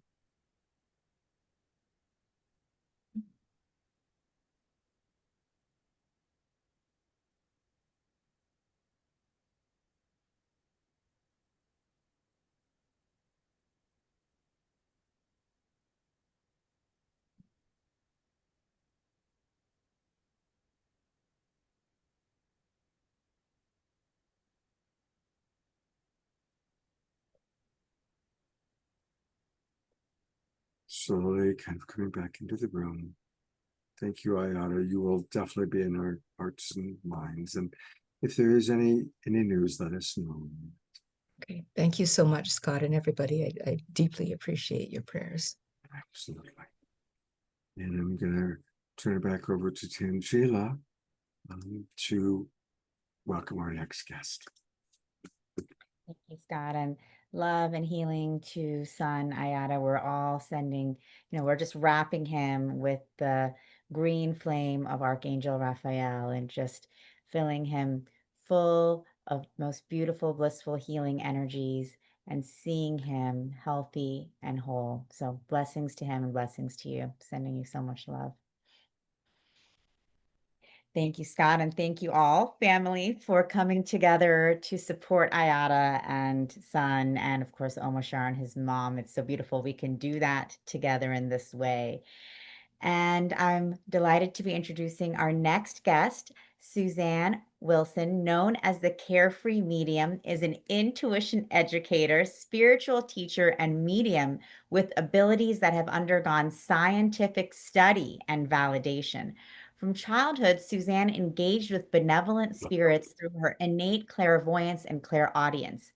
She discreetly honed her skills as an adult to safeguard her conventional career until a near-death experience profoundly altered her life's direction. Susanne is the author of the best-selling book, Soul Smart: What the Dead Teach Us About Spirit Communication. She hosts the popular Carefree and Conscious podcast. And we're delighted to have you back on the show, Susanne. Welcome. And we're excited to see you in person in 2 weeks at the Scottsdale Expo. So welcome back. And thank you so much for being here. Oh my gosh. Thank you, Tanjila, and thank you, Scott, and thank you to this community. Community is one of the most important things on earth to me. I would like to begin with a poem, and you can just put in the chat box if you know who wrote this poem. I'm sure someone will recognize it. This is my wish for you. Comfort on difficult days, smiles when sadness intrudes, rainbows to follow the clouds, laughter to kiss your lips, sunsets to warm your heart, hugs when spirits sag, beauty for your eyes to see, friendships to brighten your being, faith so that you can believe, confidence for when you doubt, courage to know yourself, patience to accept the truth, and love to complete your life. Who wrote that? Anybody know? I'll bet somebody does. That's Emerson. Oh, okay. Yeah, as in Ralph Waldo. I didn't really think about that poem until we were having our prayer, and I thought, I think we all could use a dose of wishing each other well. And when I said that community is incredibly important, oh my gosh. One of the things that really attracted me to join up with Tanjila and the Soul Search community before I even knew about the Global Peace Tribe. I know I don't get out much sometimes. I'm busy traveling the world and sightseeing right now. But anyway, in the 2010s, I was on a board of directors for an organization called the Afterlife Research and Education Institute. And I was their director of mediumship education. in research. And we would host in Scottsdale a rather large conference called the Afterlife Conference every year. And so I got to meet people, authors and teachers from all over the world. I definitely know a lot of Arizona folks who came in for that, but we had people from all over the world. And after COVID, things just kind of fizzled out. I didn't really want to be on too many boards anymore. At the time, I was also on the board for the advisory board for the Soul Phone project. I had been a research medium for a number of years with Dr. Gary Schwartz.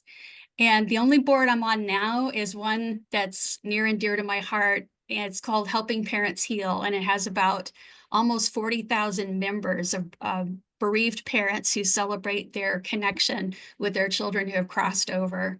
And that's a great community. And they have a conference. I am so grateful for things like Skype and then Zoom, because I was on it a couple of years before the lockdowns, and it used to be where we had to train people. Remember, Scott, in the beginning, didn't you have to explain, now you do this and you do that and find your microphone? And now everybody knows, it seems, how to use Zoom, and we can get together. I'm so happy to see this community coming together because we need each other. And our higher selves and our spirit guides are working so hard to get our attention, to pay attention to our frequency, to pay attention to our neighbors. I was a child who was in the Head Start program, and that's a program that would help low-income families so that the child could get a meal, they could get started on learning how to write their numbers and their letters and all that, being low income. And I learned very early on about having compassion for others and how important compassion is. And as a child, because I saw all this freaky deaky stuff, like colors around people and spirits, like grandma's following around her daughter, and I'm on the playground saying, yeah, I think that's your granny behind you, and that child doesn't happen to see them and thinks I'm nuts. So I've been around this forever and ever. And I have to say, there are going to be some of you here tonight. I used to have that gift when I was a child. I remember having an imaginary friend, or you have a child or a niece or nephew or grandchild now that maybe they have imaginary friends. They're not all imaginary. And some of you will think, well, I had gifts, but I turned them off, or I tuned them out, or I'm blocked, or something like that, or I'm too stressed out and I'm too worried and I can't do this anymore. So Susanne, whatever you get up and preach to us about as being so easy to be your own medium or make your own contact, that's because it's easy for you. It's not easy for me. Newsflash, it's for everybody. Being able to connect directly with your own beloveds, your people and your pets who now live at home, they're back at home, we're the ones that are still away, we'll join them in our rightful time, in the rightful moment, in the rightful way. And being able to contact your spiritual team, the angels, these interdimensional beings, which we now call non-human intelligence or non-human intelligent beings, NHI or NHIB, NHIB. This is all for you. It's all for you. And so our challenge right now is, how willing are you to be open and invite assistance that is your birthright as a child of a loving creator, a loving source who knows that Earth is a rough-hewn classroom and that we need all of the help that we can get. So one thing that I wanted to share with you in this time, and I won't talk for very long because there's a lot of presenters here and this is all really good stuff.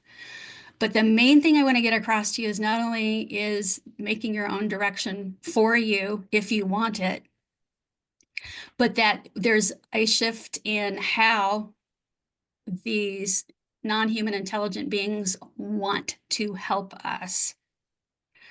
It is said that there is nothing new under the sun, meaning that cycles repeat, that all the things that we're experiencing have been experienced before or will be experienced again in different ways in accordance with all of the exercise of free will of ourselves and those around us. So if there's nothing new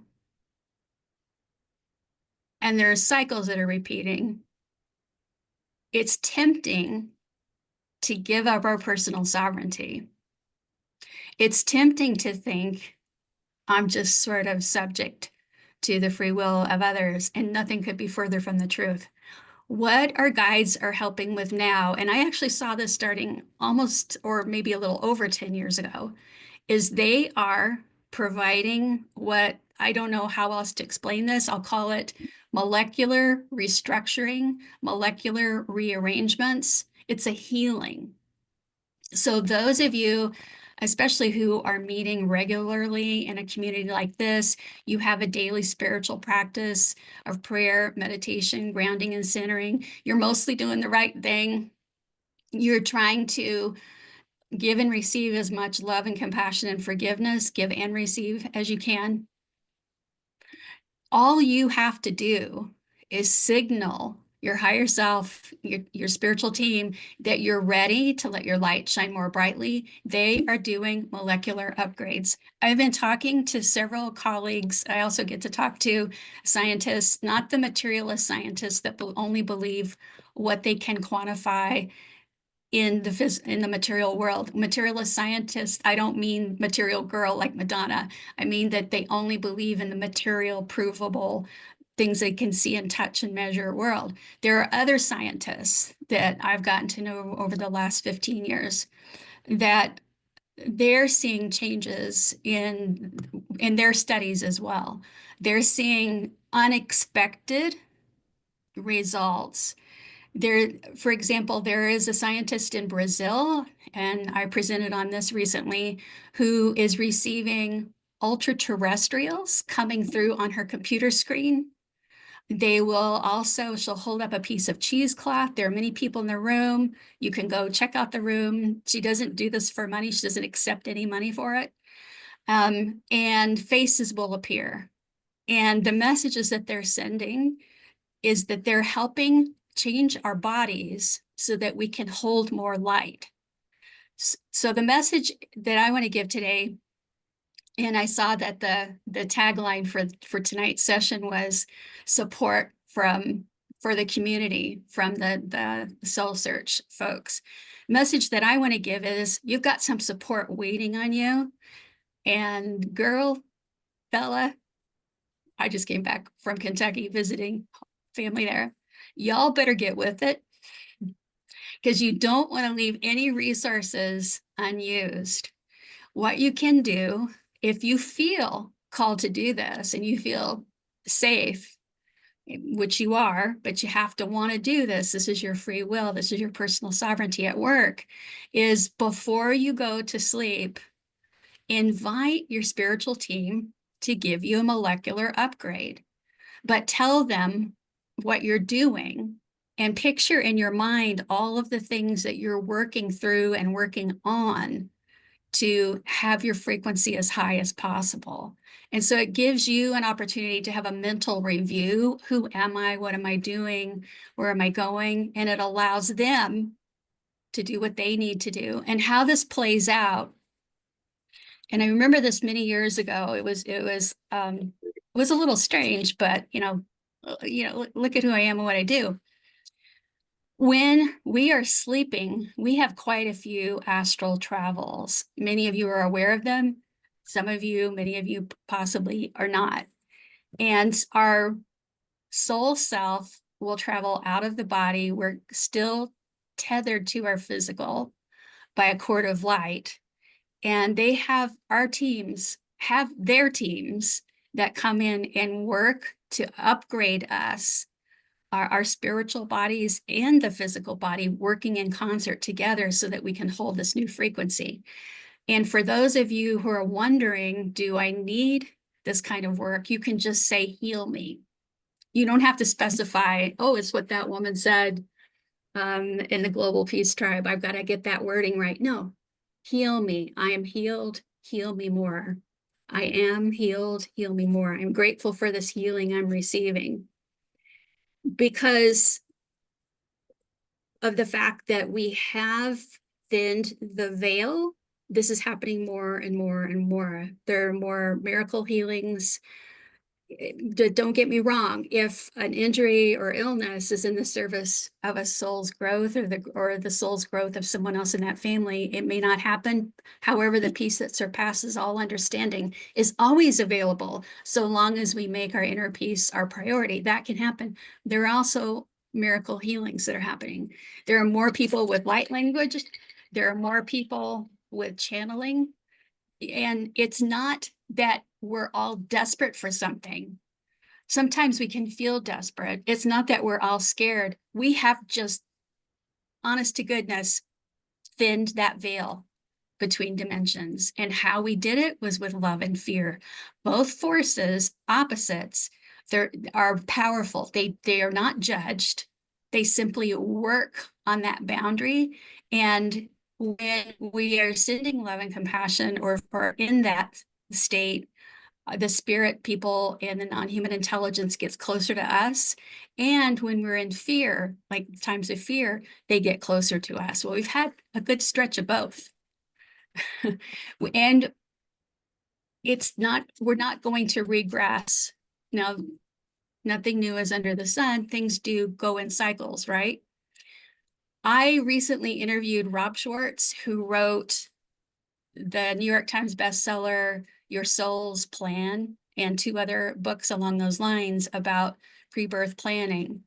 And while I don't believe we planned every little detail of the lives before we came, in my entire life of bringing through spirit and in scientific settings, in double-blind and triple-blind studies, with other mediums like John Edward, George Anderson, we have heard over and over again that we chose to be here at the time that we're here on the earth.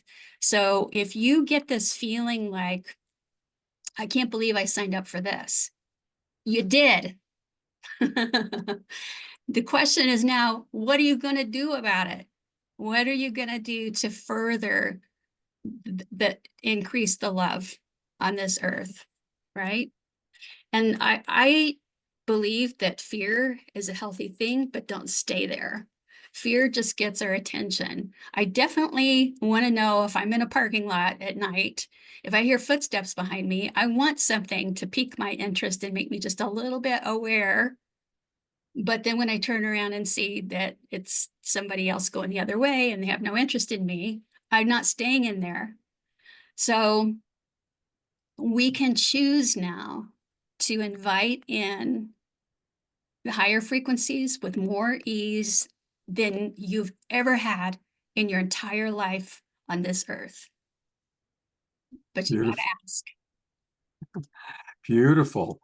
A couple of things I'd love to ask you and riff on. First off, what was the name of the author in the book about planning your next life? Rob Schwartz.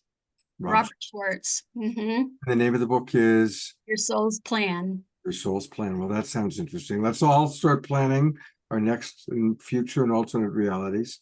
And I loved how you described, because I agree with you, that our beloveds, our animal friends, they're already back in the astral plane, which is the bigger dimension, and we're the ones that are out on safari, out on a road trip. Where the wild things are. Yeah, we're out where the wild things are. So those are beautiful things. And last thing that I really was very touched by, and everything you said was beautiful, but thank you for that idea of at night asking for support. And what were the words that you suggested again? I am healed. Thank you for this healing. Heal me more. Thank you. Because I say it all the time, so it's right there. I am healed. Thank you for this healing. Heal me more. Thank you. Beautiful. Maybe if you get a chance, DR, pop that into the chat box for people. And let me tell people how they can get more of you. Of course, on Soul Search, because everybody here is part of Soul Search.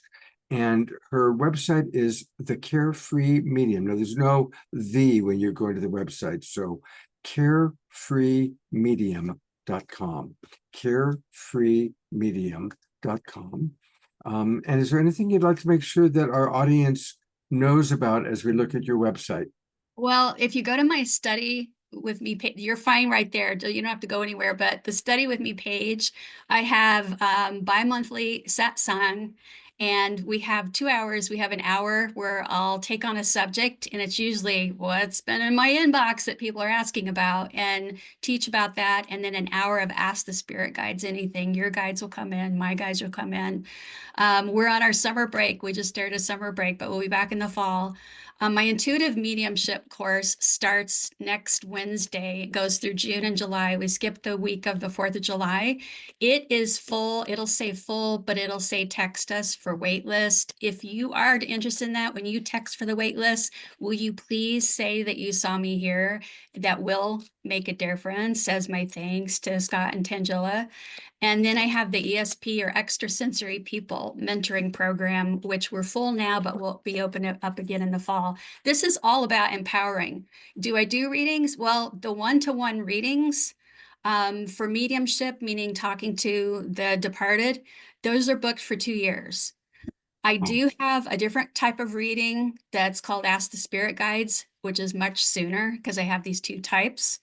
But I do small group readings online for 6 people where everybody gets read. So if you can't wait 2 years, that's a good thing to do. This is all about your empowerment, for sure. Beautiful. Well, this is a good time for us to remind people about Soul Search Enlightenment Expos, because the next one coming up in Scottsdale is going to feature Susanne. If you go to soulsearch.io and then just click on Enlightenment Expos, they happen all over. It's unbelievable. Tanjila is every weekend, it seems. She's in some amazing place. And Tanjila, what would you like people to know about Scottsdale or any of the Enlightenment Expos? Sure, definitely. Of course, a lot of our Global Peace Tribers come to our Enlightenment Expo, so we love that. We love bringing community together in person. Just like Susanne, you were saying, community is so important. And, obviously I'm all for community. That's what Soul Search is all about. And we love our online community, but then to come together, be in person, feel and share that energy together. It's just amazing to be able to do that. And Susanne is going to be giving an incredible talk. I don't know, Susanne, if you want to share what you'll be speaking about with the group. Oh, yes, absolutely. At my talk, we're going to dig into what does it mean to jump timelines. And I think a lot of people are interested in that. In fact, I got a really interesting case study to share that will blow your mind. Wow, amazing. And her talks are completely packed. Last time she did a talk on psychometry. That was really fun. We all got to do a little bit of play, not play, but partner work on psychometry, test our own psychic and intuitive abilities. And so it was amazing. I'm sure this one is going to be amazing too. For those of you who can't join in person, don't worry, you can actually watch all of our presentations on live stream on the Soul Search YouTube channel and on Soul Search Facebook. So for those of you who want more of Susanne, if you're in the Phoenix, Scottsdale, Sedona, AZ area, come and join us live and in person. But otherwise, tune in onto the Soul Search YouTube and Facebook. You'll be able to watch all of the amazing presenters who we have scheduled, a lot of incredible speakers, a lot of whom we've seen on this show. And of course, after that, we have Vegas coming up next weekend after, and then San Mateo, which I know Francie is going to be there, and of course, a lot of other soul searchers. And we have a busy schedule. And Susanne, we're going to be adding one more very close to you in Cave Creek. So stay tuned. Oh my gosh. Yeah. By the way, Carefree Medium comes from Carefree, Arizona. Exactly. Yeah. Everyone may not know that. So Susanne is the Carefree Medium. She's based in Carefree, Arizona, but she's also a wonderful carefree individual. So thank you. Thanks, Tanjila. Thank you, Scott. Thank you, everybody. Cindy with a capital L. Always wonderful to Get have back you on at the show. Always it. wonderful. Thanks, Susanne. We'll see you soon. Take care. Uh, Lots of love. well, the hits just keep on coming. Wow. And I'll let Tanjila bring on the next person. But I got to say, I've had the good fortune, Tanjila, to spend some quality time with Victoria. And she is a gem. She's obviously brilliantly talented. She's a really just gem of a human being. So I'm really excited when she's on the show as well. So go ahead and introduce Victoria, and I'll go find her and bring her up. Wonderful. Yes, I am, of course, overjoyed to be introducing our next guest, Dr. Victoria Shaw. She is a licensed professional counselor and spiritual coach who combines her Ivy League training in psychology and counseling from Princeton with her intuitive gifts to help clients realize their full personal and spiritual potential. She especially loves working with people who are committed to using their struggles or life experiences to fuel their own spiritual awakening. Victoria is the author of 4 self-help books for parents, children, and teens, the host of the top-rated Intuitive Connection podcast. And actually, she just had Susanne on there as a guest, so definitely check that out. Amazing. And she is also the star of our Soul Search TV show, Living in Alignment with Dr. Victoria Shaw, which I highly recommend all of you to check out. You can deep dive with her into some of her sessions. Every session is a transmission, and you will also find a transmission for yourself. Victoria also is the owner of Cactus Blossom Retreat in Hidden Meadows, California, in the San Diego area. So if you all are looking to host a retreat or join a retreat with Victoria, definitely connect with her about that. And I'm so excited because actually Victoria has a new upcoming live readings show on Soul Search TV, Ask Your Spirit Guides, which will be premiering Tuesday, June 10th. And for those of you guys who attended our expos where Victoria is there, and also she did this at Conscious Life Expo, most recently at New Living. She has an amazing gallery called Ask Your Spirit Guides, where people put questions into a basket and then she pulls out and answers. And it's a lot of fun, extremely popular, always totally packed.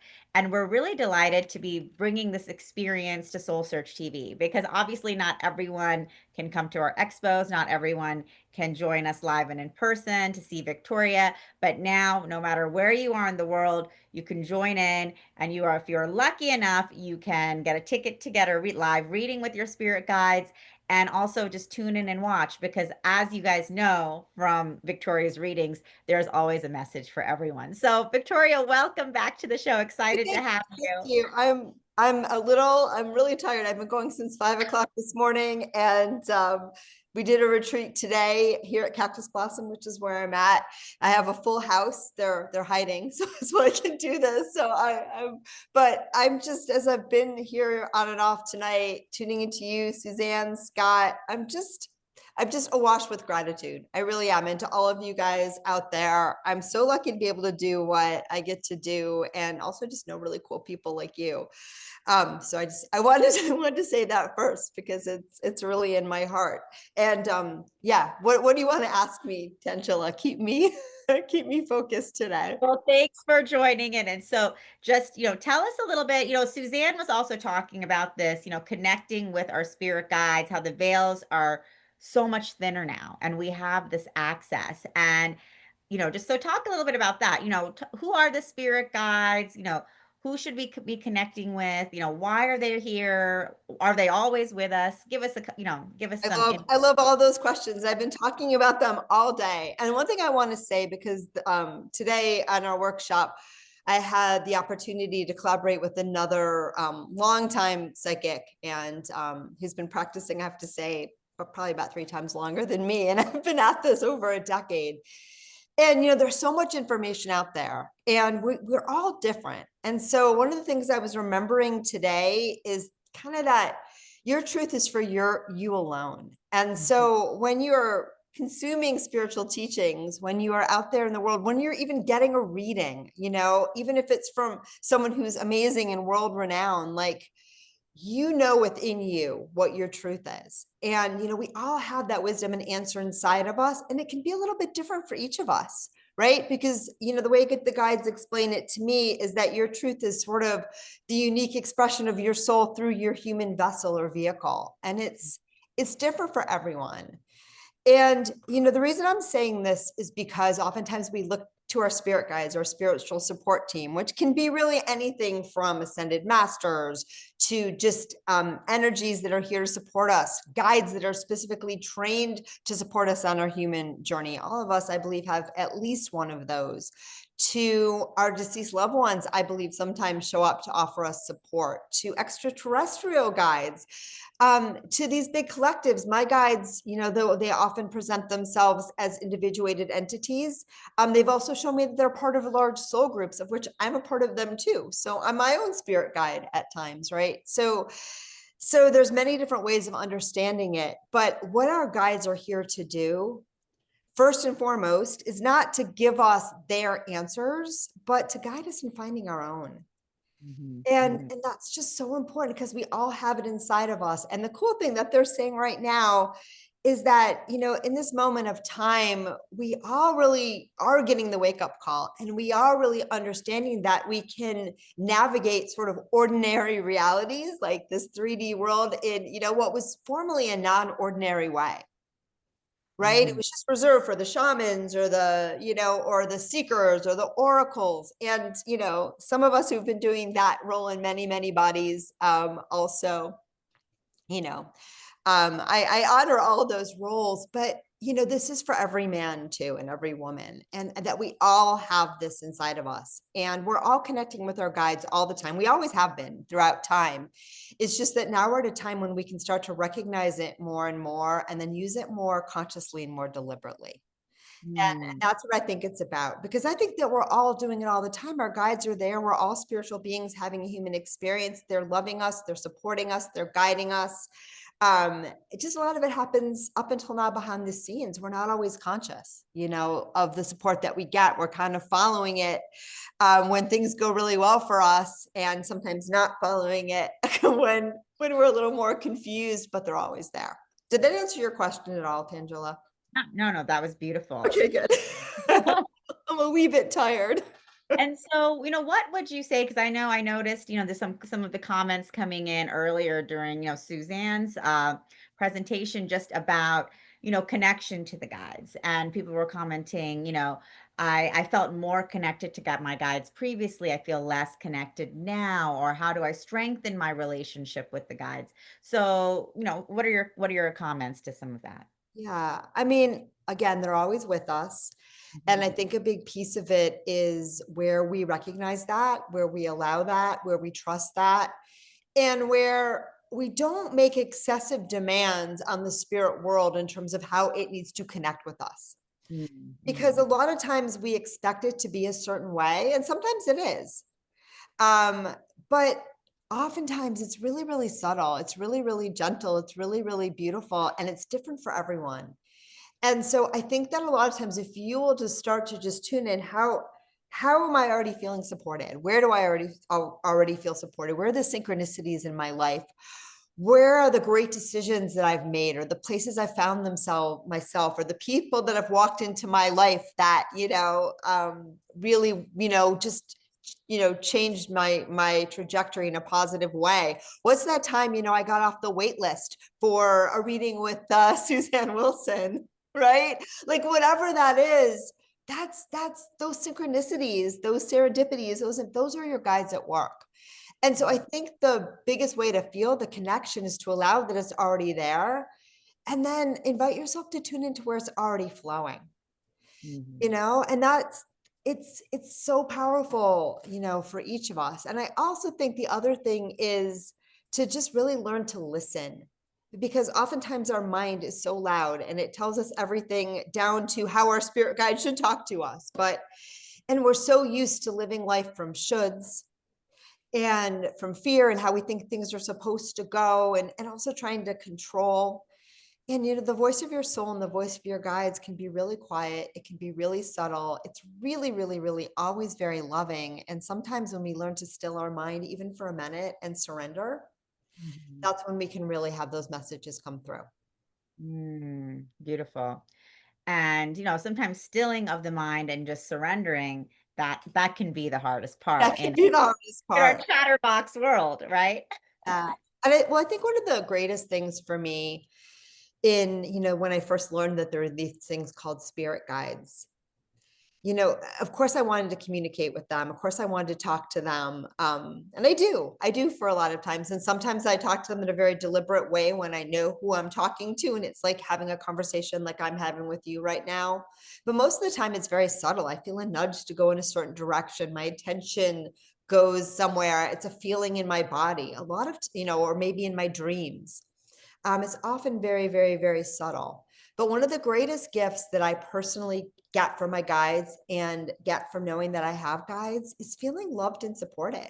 In earlier in this body, as I was a child, like I didn't have that over much. I was raised by parents that did their best, but in many ways failed miserably. And I know they were doing their best, and they're both in spirit now.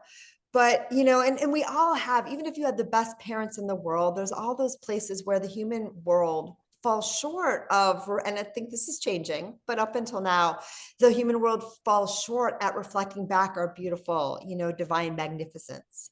And, but your guides, they got it. They see you, they love you, they support you, they honor you. They remember who and what you really are. They remember what you are here to do. They are your cheerleaders. They love you. They believe in you. They don't give up on you. And even if you can't talk to them, even if you don't even feel connected to them, just to hold that little bit of faith that they're there doing that for you. Number one, you'll feel really good. But number two, that's what invites them back in. That's what invites them back in, is just knowing that they're there and just feeling their love. And for me, those moments when I can tune in and just feel my guide's love, right? Or help my clients to experience that, man, it's not just enough, it's everything.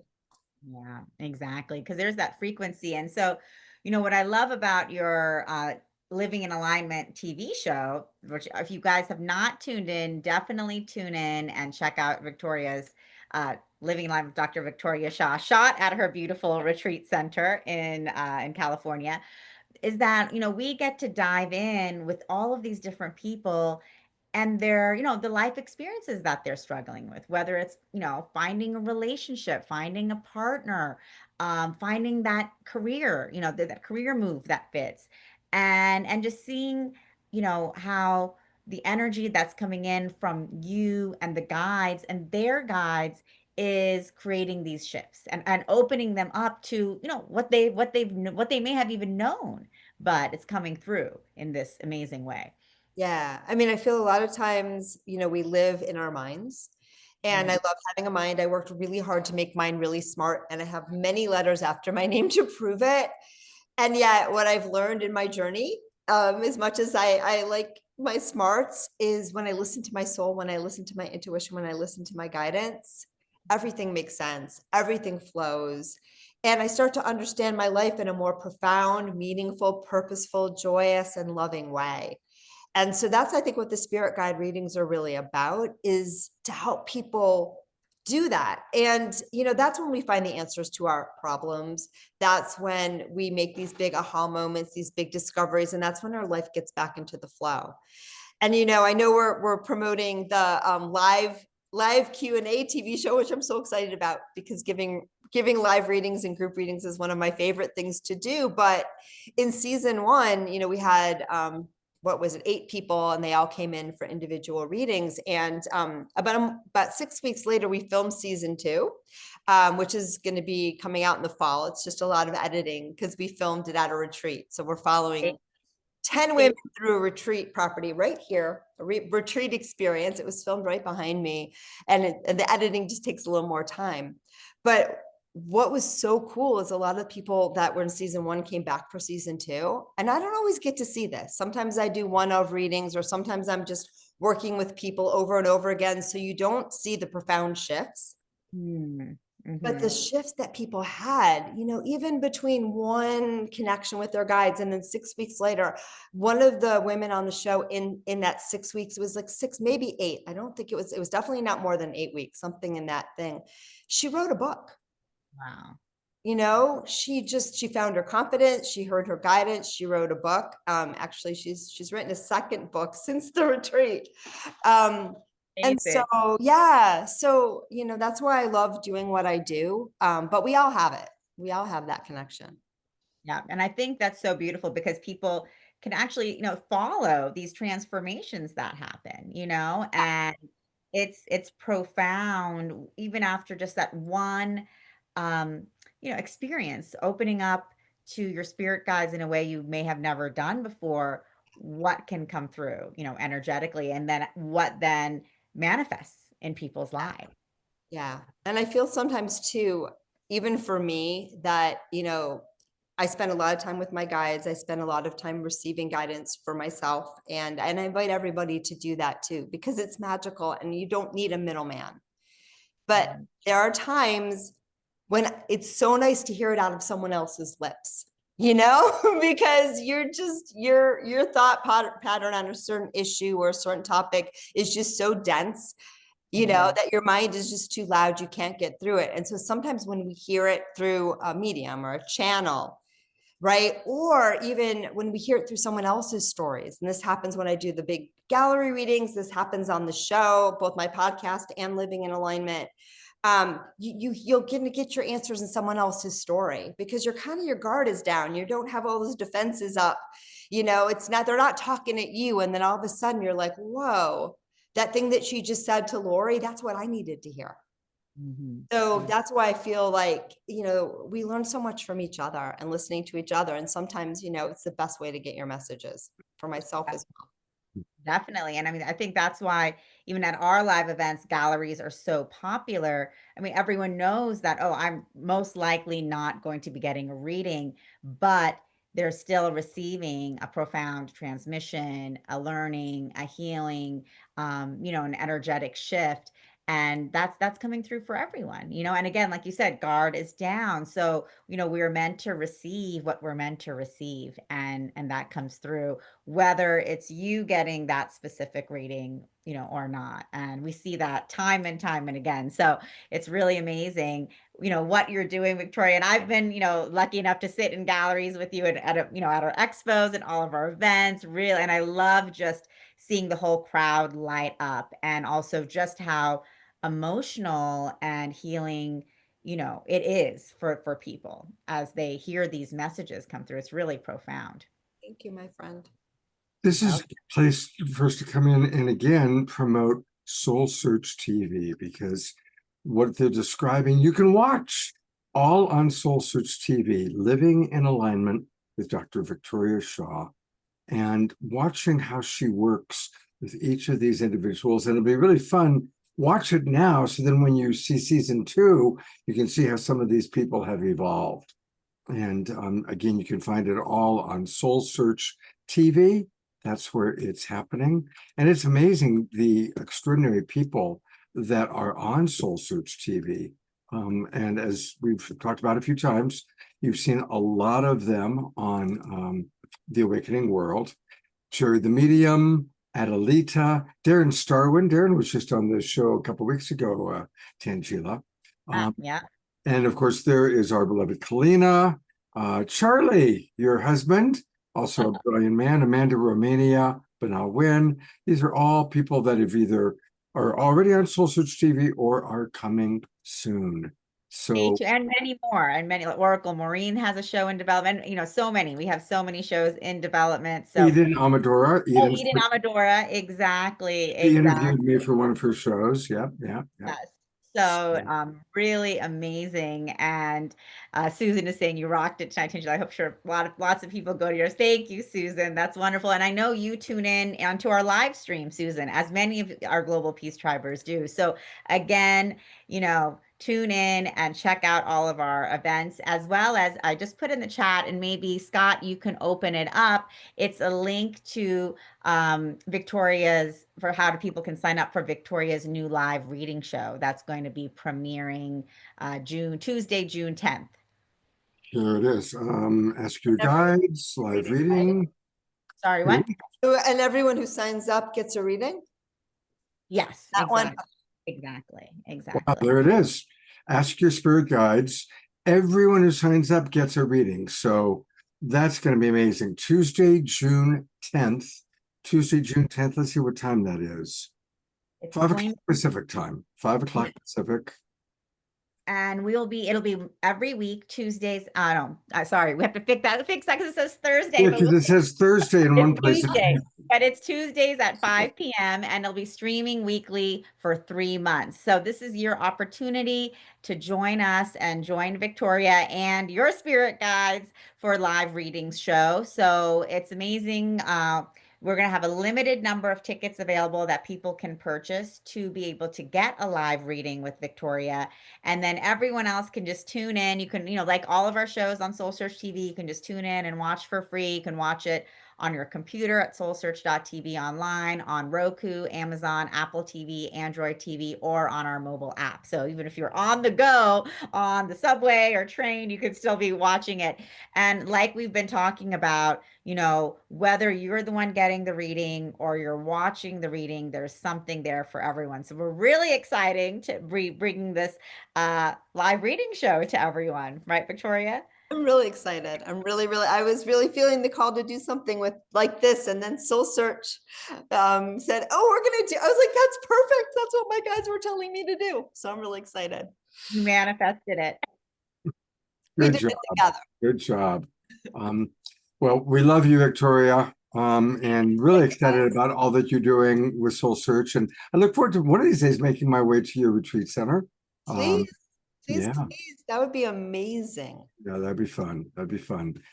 All right, we are 30 minutes over schedule, over our agenda, because we've got so many amazing people. So, Victoria, thank you so much, Victoria. Lots of fun, as always.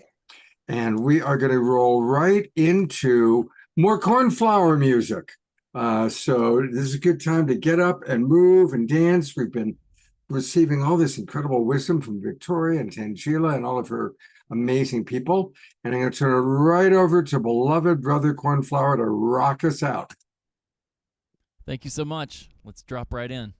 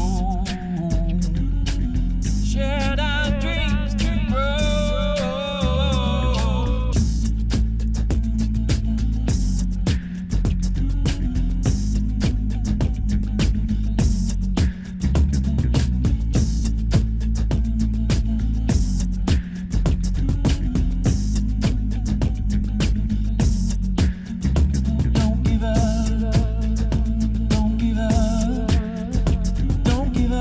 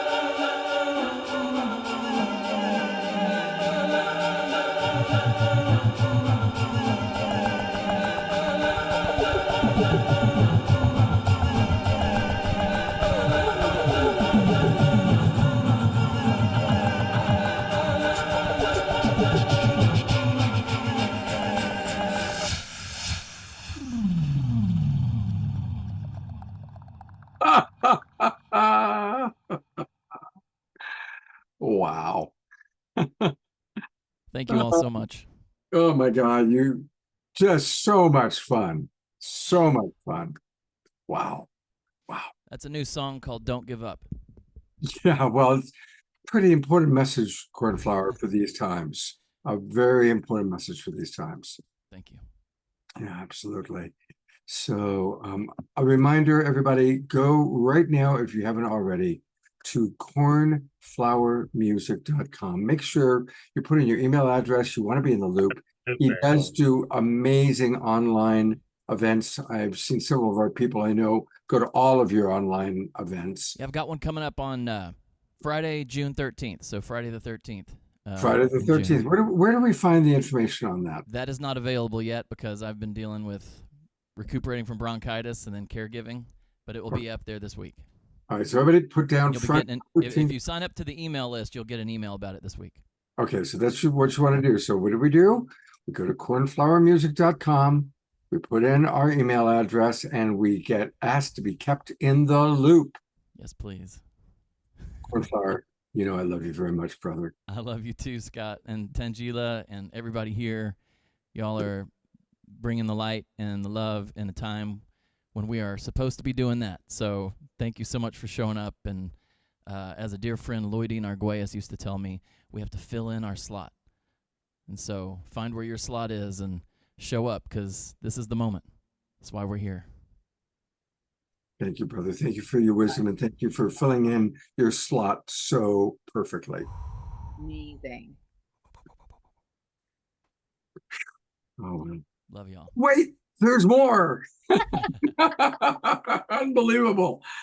Tanjila, I would love for you to introduce our next guest. Yes, and of course, we're all livened up after Cornflower's beautiful song, and I'm excited to be introducing Francie Soito. For over 15 years, Francie has used her skills as a Reiki master to aid in the healing journey of her clients. Her extensive training, along with her empathic abilities, allows her to feel, sense, and read energy, helping clients understand what may be blocking their full potential. As a psychic medium, Francie is able to connect with loved ones on the other side, including furry ones, as well as provide guidance and insight from angels, spirit guides, and one's higher self. Francie loves to teach and see her students blossom into their natural gifts and abilities. She's written a book on wellness and several articles on healing and spiritual topics. And of course, you all have to watch her new upcoming live reading and healing show on Soul Search TV, coming soon, Thursday, June 26th at 6 p.m. PST, Healing with Francie Soito. So Francie, welcome to the show. Thank you so much for being here. Thank you so much for having me. I feel so blessed to be in this wonderful community. You know, even though this is my first night joining you guys, I feel instantly at home with my people. And so thank you for that. And thank you for putting this all together. So I was tuning into what the group might need tonight. And I felt that everyone here is in the light. Everyone here is a spiritual seeker. Everyone here is, let's say, maybe ahead of the game when you compare it to the rest of the world. Most of you are in 5D, but maybe struggling with being in the 3D. And speaking for myself personally, and I know this is from my clients as well, it can be exhausting holding the light, huh? How many of you feel that way? Maybe give me a reaction on screen, but it can be tiring when you're always the one trying to maintain the light and stay in that 5D frequency when there's fear, anger, confusion, 3D around you. It's hard to maintain our spiritual selves when we're struggling with our humans. And so one of the things I wanted to share with you is a phrase that came from one of my guides, the Ascended Master, Jesus. as light workers, we want to help as many people as we can and be of service to others. As empaths, we want to get in there, save the day, help everybody as best we can, and save them sometimes from themselves, right? So the phrase that has really been a mantra for me and for many of my students and clients over the years is to become a compassionate observer versus an empathic fixer. When you become a compassionate observer, you can kind of see the world, see your relationships, see those suffering from a higher spiritual perspective of, oh, you're struggling with your human right now. I don't need to judge that. I don't need to kind of go into the 3D and be fearful and react to it. I'm going to give you a moment and send you some love, send you some peace, and send you my utmost heart and compassion. And when you do that, that very quickly diffuses the situation and also keeps you in the higher vibration instead of coming down into the 3D, into the lower vibration, when there's maybe tension or when there's anger or when there's fear. And so one of the things I like to do tonight, if you will allow me, is invite the Ascended Master Jesus to come forward and to help open up our hearts to greater levels of compassion. Mm. And so if you don't mind, I'm going to share with you a picture of Jesus. I really want you to just kind of focus on that heart as we go into a very brief meditation. All right, so I would invite you to close your eyes. Take some nice deep breaths. And if anyone here has an aversion to Jesus because of religious trauma, invite in Buddha or Mother Mary or another deity that feels like they really embody the spirit of compassion. Take a nice deep breath. Good. Now I want you to focus in on your center, the center of your heart, what's beyond the physical heart. And imagine a pinprick of light, a bright white light at the very center of your chest, slowly expanding further. And as it expands, your soul self is coming forward, encompassing all parts of you, your physical body, your mental and emotional body, and your spiritual body. This white light might feel warm as it goes up and down your spine, into each organ, down your limbs, your arms, into each fingertip and each toes. Feel that white light going all the way up into your crown chakra, helping to further connect you to the divine,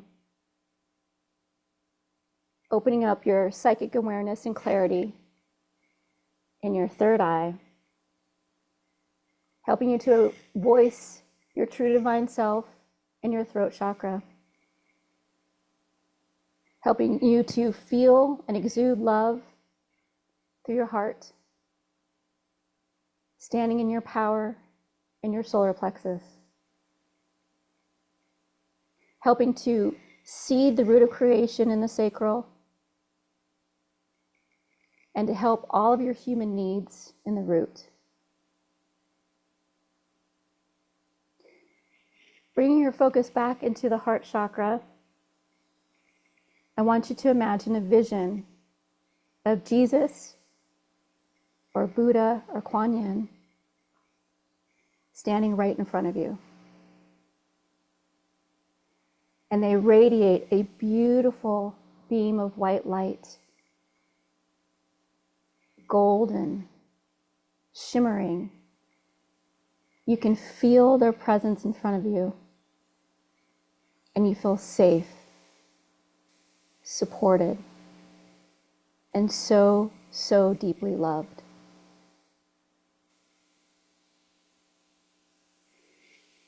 the Ascended Master in front of you reaches into their own heart and pulls out a beautiful white heart with a flame that surrounds us, the flame of eternal love, of eternal compassion. And as they remove that heart from their own chest, they place it into yours, helping to ignite the passion within, helping to heal the wounds you might have, and helping to root you into the 5D. So that as you look at the world around you, you're looking at it through a lens of higher frequency of love, of light, and compassion. No longer tied down by the 3D of fear and anger and human physical needs, but instead living your human experience through soul-filled eyes.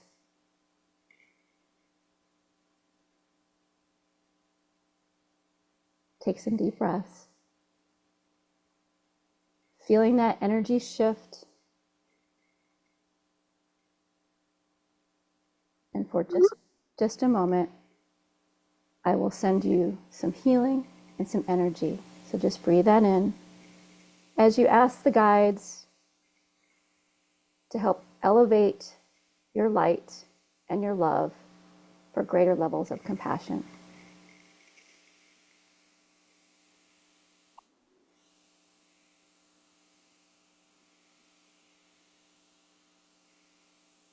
Let go of the weight you're carrying.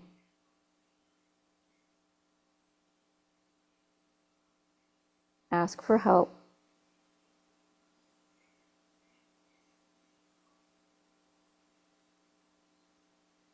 For you always have answers when you look within. Good. Beautiful. Beautiful. I can feel your heart lightening up, your shoulders relaxing. That's not your burdens to carry. You're not meant to be a sponge for the world's problems. You're meant to push out love and light with the infinite love that you are and the infinite love that you have. Good. Take some nice deep breaths. Receive the energy. Fill up your tanks so that you can continue to be the beautiful light workers, the beautiful souls that we all need for this transition. Good. Wonderful. Wiggle your toes and your fingertips. When you feel ready to come back to consciousness, you can open your eyes.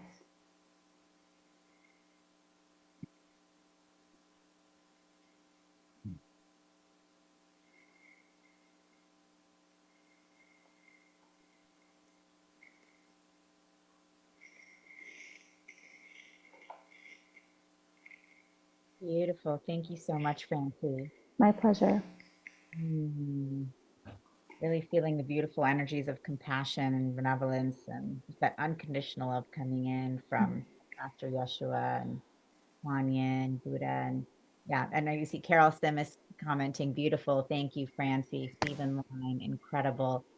Lots of emojis coming in from so yeah, beautiful. Thank you so much for guiding us through that. And it's true, you know, it often comes up, you know, we're here holding this light, but how do we continue to do that with so much chaos? You know, it seems like chaos, what seems like dissension, what seems like dissolution happening around us. And even Dr. Laura commented earlier saying, yes, it is very tiring.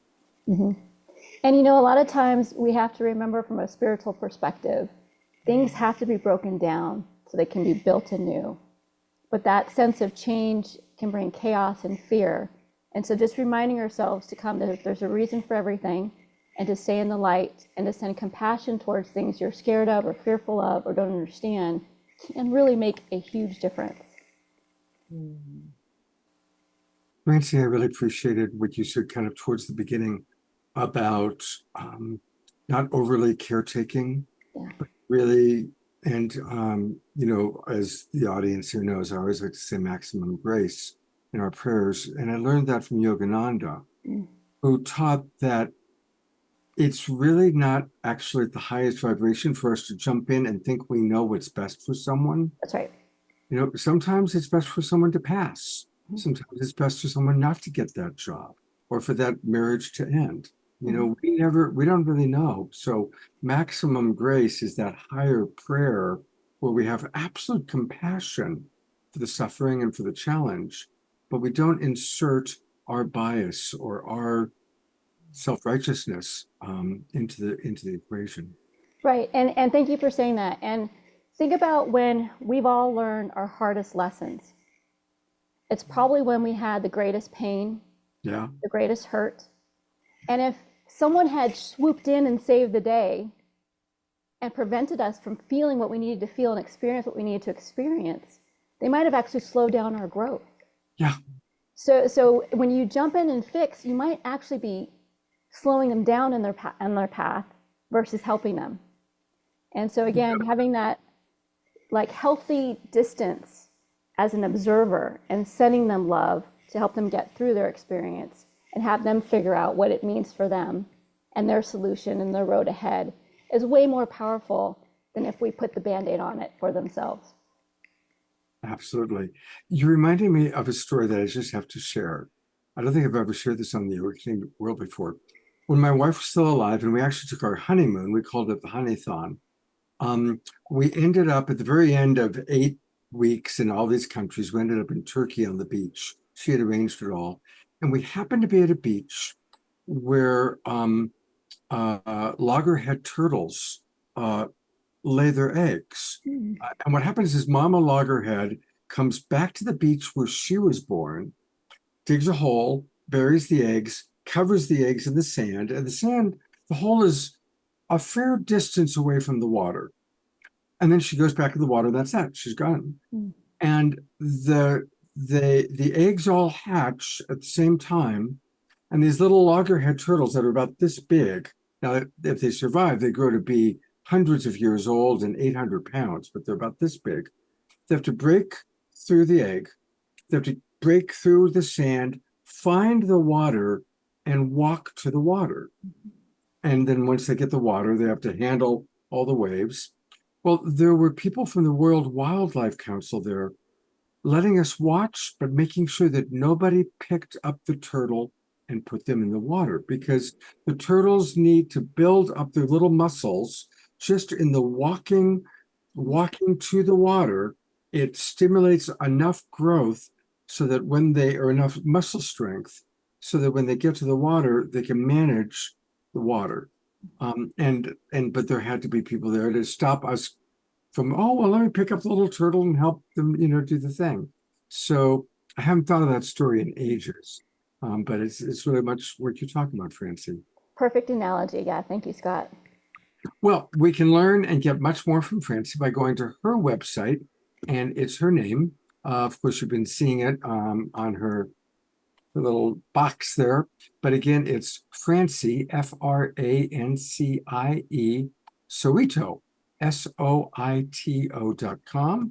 Definitely you want to sign up to find out about all of her new and different events, which I'm going to do.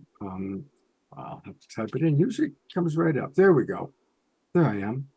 And accept her cookies. And Francie, what a joy to have you on the show and kind of concluding. We have music, but concluding our presentations and that beautiful, beautiful prayer.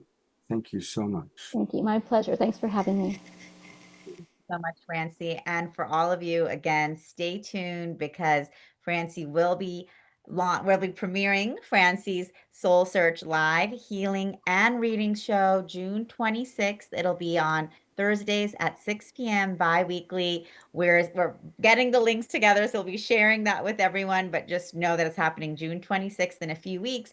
So you'll be able to tune in just like we did today with Francie. And if you're called, you can also get a live reading or healing with Francie, or just like we do here, you can participate in the transmission, which we all felt so deeply. And we had so much gratitude coming in for you in the comments, Francie, from everyone. Just George Noble saying great loving energy, thanks greatly. And Dr. Laura saying that was wonderful. I feel so loved right now. Oh, So good. thank you for bringing in that beautiful love. My pleasure. Thank you. Take care. Thank you, Francie. Hope to see you again. All right. Well, we always close with music. Of course, Omar Shah is in London, in England with his mum. But we are so blessed to have Stephen with us. And Tanjila, is there anything you'd like to add as we bring him on camera? Just delighted to have Stephen here closing us out. Thank you so much, Stephen, for bringing your energy and music and joy to the show tonight. We love having you. It's certainly been a pleasure to be in this community. I'll tell you that. These most amazing guests, I learned a lot and I experienced a lot just by being present here with this group. And I wanted to say a personal thanks to Cornflower. He really inspired me because I used to do loop shows. I did it all over Brazil for many years. And then when I got playing with bands, I kind of phased that out because it's really fun to play in a band. But, you know, right now at this point in my life, I really am thinking, you know, it'd be really fun to bring that back in. And I just happened to have bought a new loop station about a few months ago, and I hadn't even opened it yet, but now I will. So thanks, Cornflower. Thanks. So stay tuned. I'm going to do a song here. It's called One More Song. It's appropriate, I guess, for this moment. And this is, I don't think it needs really introduction.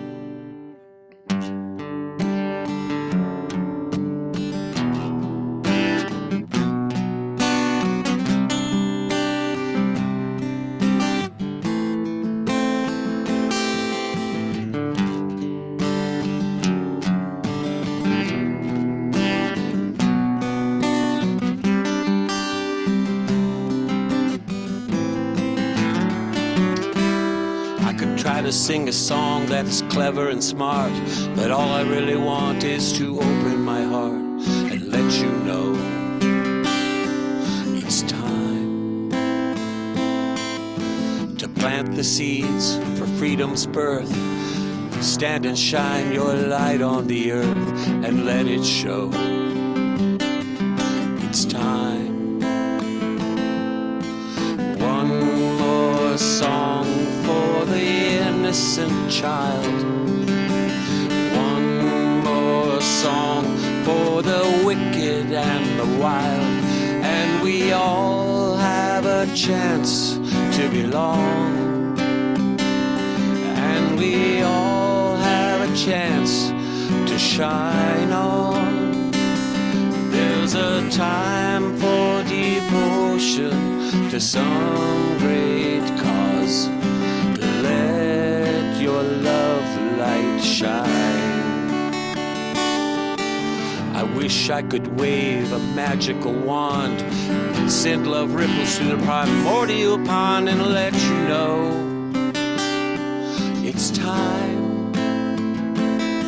Well, I'd wave it at the sky, at the land and the trees. I'd wave it at you and you could wave it at me, and then we would all feel love. Oh, one more song for the love that we started. One more song for the dearly departed. And we all have a chance to belong. And we all have a time we can shine on. There's a time for devotion to some great cause. Let your love light shine.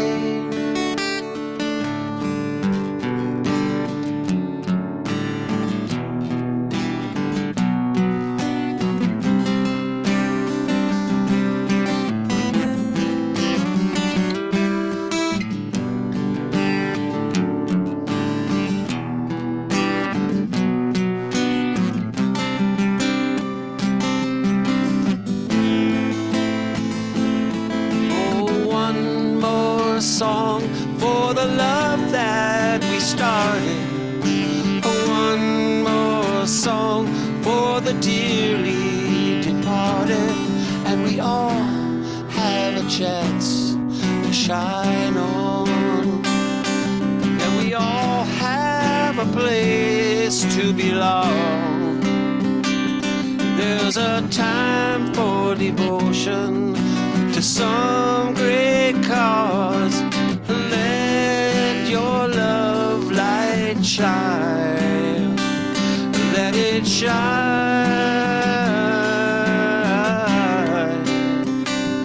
Let it shine.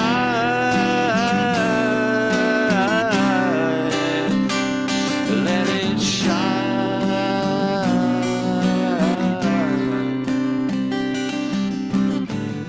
Let your love light shine.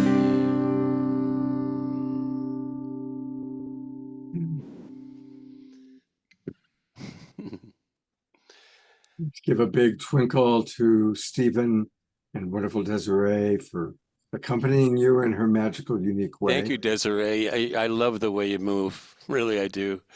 I just wanted to also share before I go.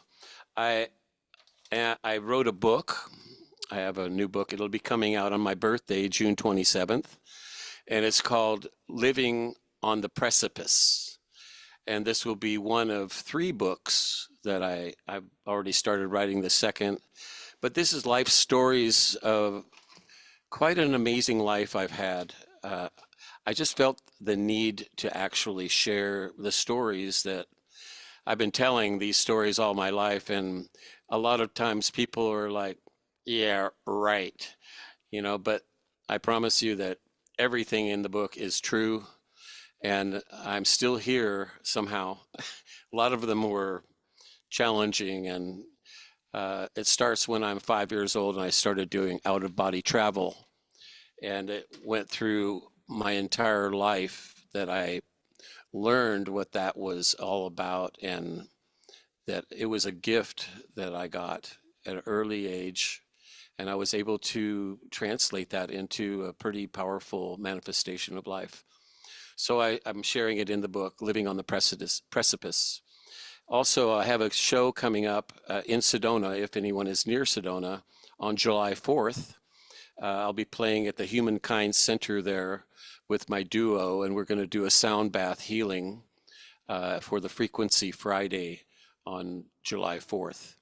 So that's all my plugs. Well, the book sounds intriguing, and what I'm going to do is going to make a note, Stephen. We periodically do a show called Authors That We Love.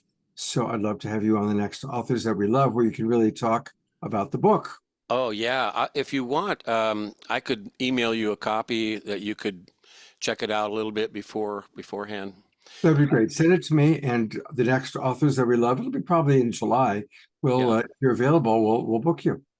Yeah, great. Well, that sounds fun. Once again, thank you all so much. This community, I just love you all. We are all starseeds on this journey together, and we chose to do this, and we chose to be of service, and that's what we're doing. And God bless everyone for that, because it's not been easy for everyone. It's a challenge, but we're stepping up and we're making it happen. And I just say thank you to each of you for that. Thank you, Stephen. You're beautiful. Absolutely beautiful. Thank you so much for being here with us tonight and your beautiful music. Amazing. Thank you. Thank you. Thank you. Well, Tanjila, what an evening. What an evening. Stephen and everybody, Keleena and Victoria and Susanne and Francie and Cornflower and you. and our beautiful audience. Just an amazing, amazing night. Yay. What else would you like for the audience to know, Tanjila? What haven't we shared, or what do we want to remind them of one more time? I think we've shared it all, but definitely just want to thank everyone for tuning in tonight. The theme was receiving divine support, and I think every one of our presenters and musicians really helped bring that through, like how much divine, multidimensional support we have at all moments in all times, and also how much love and support we have from one another at all times, whether we know or we don't know, but coming together in this way just supports each one of us in becoming so aware that we are so loved and that we are so supported. And the more that we become aware and share, the more the entire world becomes aware. So thank you all for just, coming together, showing up, being the loving, soulful community that we are. And of course, tune in for the next show. And Scott will be doing another show in a couple of weeks in June. So That's stay right. tuned for that.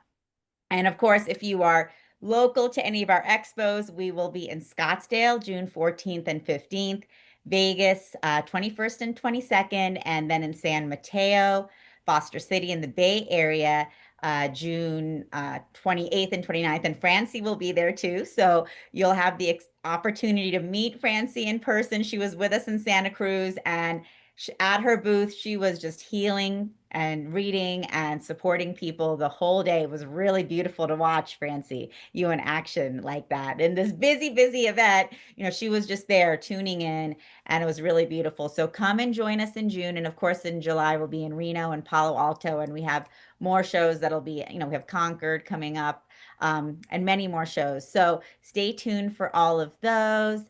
And of course, stay tuned with Global Peace Tribe, and we love you all. Thank you all for being the beautiful soul stars that you are and shining so brightly and lighting up the multiverse. Thank you.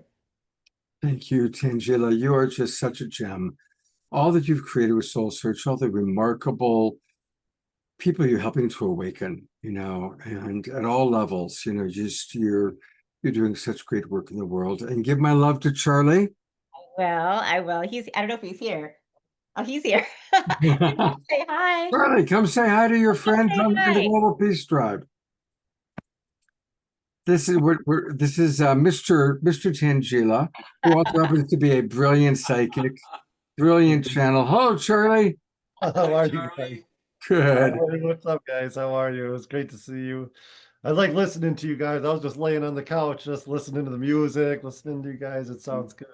Were you doing readings at the Crystal Shop today? Yeah, I did a couple sessions. Yeah. Okay, good. Well, Charlie is brilliant. And Scott, I don't know I think I've told you this story before, but when Charlie and I first met, we were doing one of these shows together, Scott. And Charlie, after I did the show, he said that he could see behind you, behind me, behind all of the presenters, musicians, all of the beings and ascended masters just bringing through transmissions of light and transmissions of code, and he could just see all of them so viscerally with us, and just wanted to share that with you and everyone watching, that again, we have so much divine support, so much multidimensional support with us in every moment, and all coming through. So really beautiful. Yeah, absolutely. Well, thank you for that, Charlie, and thank you, Tanjila. I love you so much. I look forward to collaborating with you in a couple of weeks. Yes, thank you all. Take care. Lots of love. Well, I've been texting Alan Steinfeld, but I have not heard from him. So I'm guessing he's been picked up by a UFO in the desert somewhere. But I do have Desiree here, so I'm going to call on her to maybe share a little bit about what's been happening at Contact in the Desert. So I have actually been doing soul blessings on Contact in the Desert, and with that, that's just been doing a lot of healing work. And I've been doing some meditations for the collective. What I can tell you is the pillar for masculinity or divine masculine has been being repaired. There's also a new larger frequency of love that's been coming in, and there's been an upgrade as well as a time shift Now, that's what I've been doing, but I do know that Alan probably has a lot more detail on the speakers and the news and all the events there, but sorry, I can't say more than that. Well, we'll just have to, what we'll do is we will, maybe on Wednesday night, I'll see if Alan and you can give us a report on what happened. If he's returned, maybe he's off, he's off to the Pleiades or something. We'll just have to find out. Desiree, thank you so much for all that you provide. It's beautiful. God, I can tell you something real quick because I've been following it, by Zoom. This is Tricia. Good. Where are you? Oh, okay, Tricia, let me bring you on. By Zoom the whole time. But Ross Coulthart just gave awards to Stephen Bassett and Danny Sheehan. And then he also got an award, Lifetime Awards. Nice. And Russ Coulthart had a really nice talk today. He just was amazing. He said everything he wanted to say regarding the government and everything else. Very uncensored. Very good speaker. Yeah, Ross is great. And of course, we love Danny and we love Steve Bassett. They're both regulars on this show and they both tell it like it is. And they have been doing such great work for so long. So I'm glad that they were honored. Well, thank you for that, Tricia. Thank you. And again, thank you, Desiree. I hope I'll see you on Wednesday night. Good Lord granting. And speaking of Wednesday night, what do we have planned? Well, what we have planned is a deep dive with three beautiful souls, all of whom have really touched my heart. Timothy Earl is actually a personal friend of mine. I've done some coaching for him, and he had a life-threatening cancer experience. He's going to share about dealing with the cancer and living a full life despite almost leaving the body. Hannah Bork, who we've had on as a musical artist, but she has an amazing story. So we're going to hear about her personal story. And I really enjoyed meeting Christian when he was on our show that was honoring our transgender friends. And he's got an incredible book all about awakening. So we're going to learn more about Christian and his wonderful work. So we'll have a deep dive with those three, and I'll see if Alan can join us, maybe with some of the other people from Contact in the Desert to give us that update on Wednesday night. Thank you, everybody, for being with us. It's been a powerful, amazing show. Keep the recording, send it to friends. This is the kind of show that you can use to turn people on to the awakening world. Keleena, Cornflower, Steve, and all these amazing people. So I'm buzzing, I'm high, and I'm gonna go make some dinner. Take care, everybody. Let me take one last look, see if we've heard from Alan. We have not.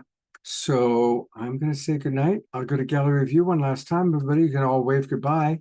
Thank you so much. We'll look forward to seeing you on Wednesday night. Take care, everybody. Bye-bye.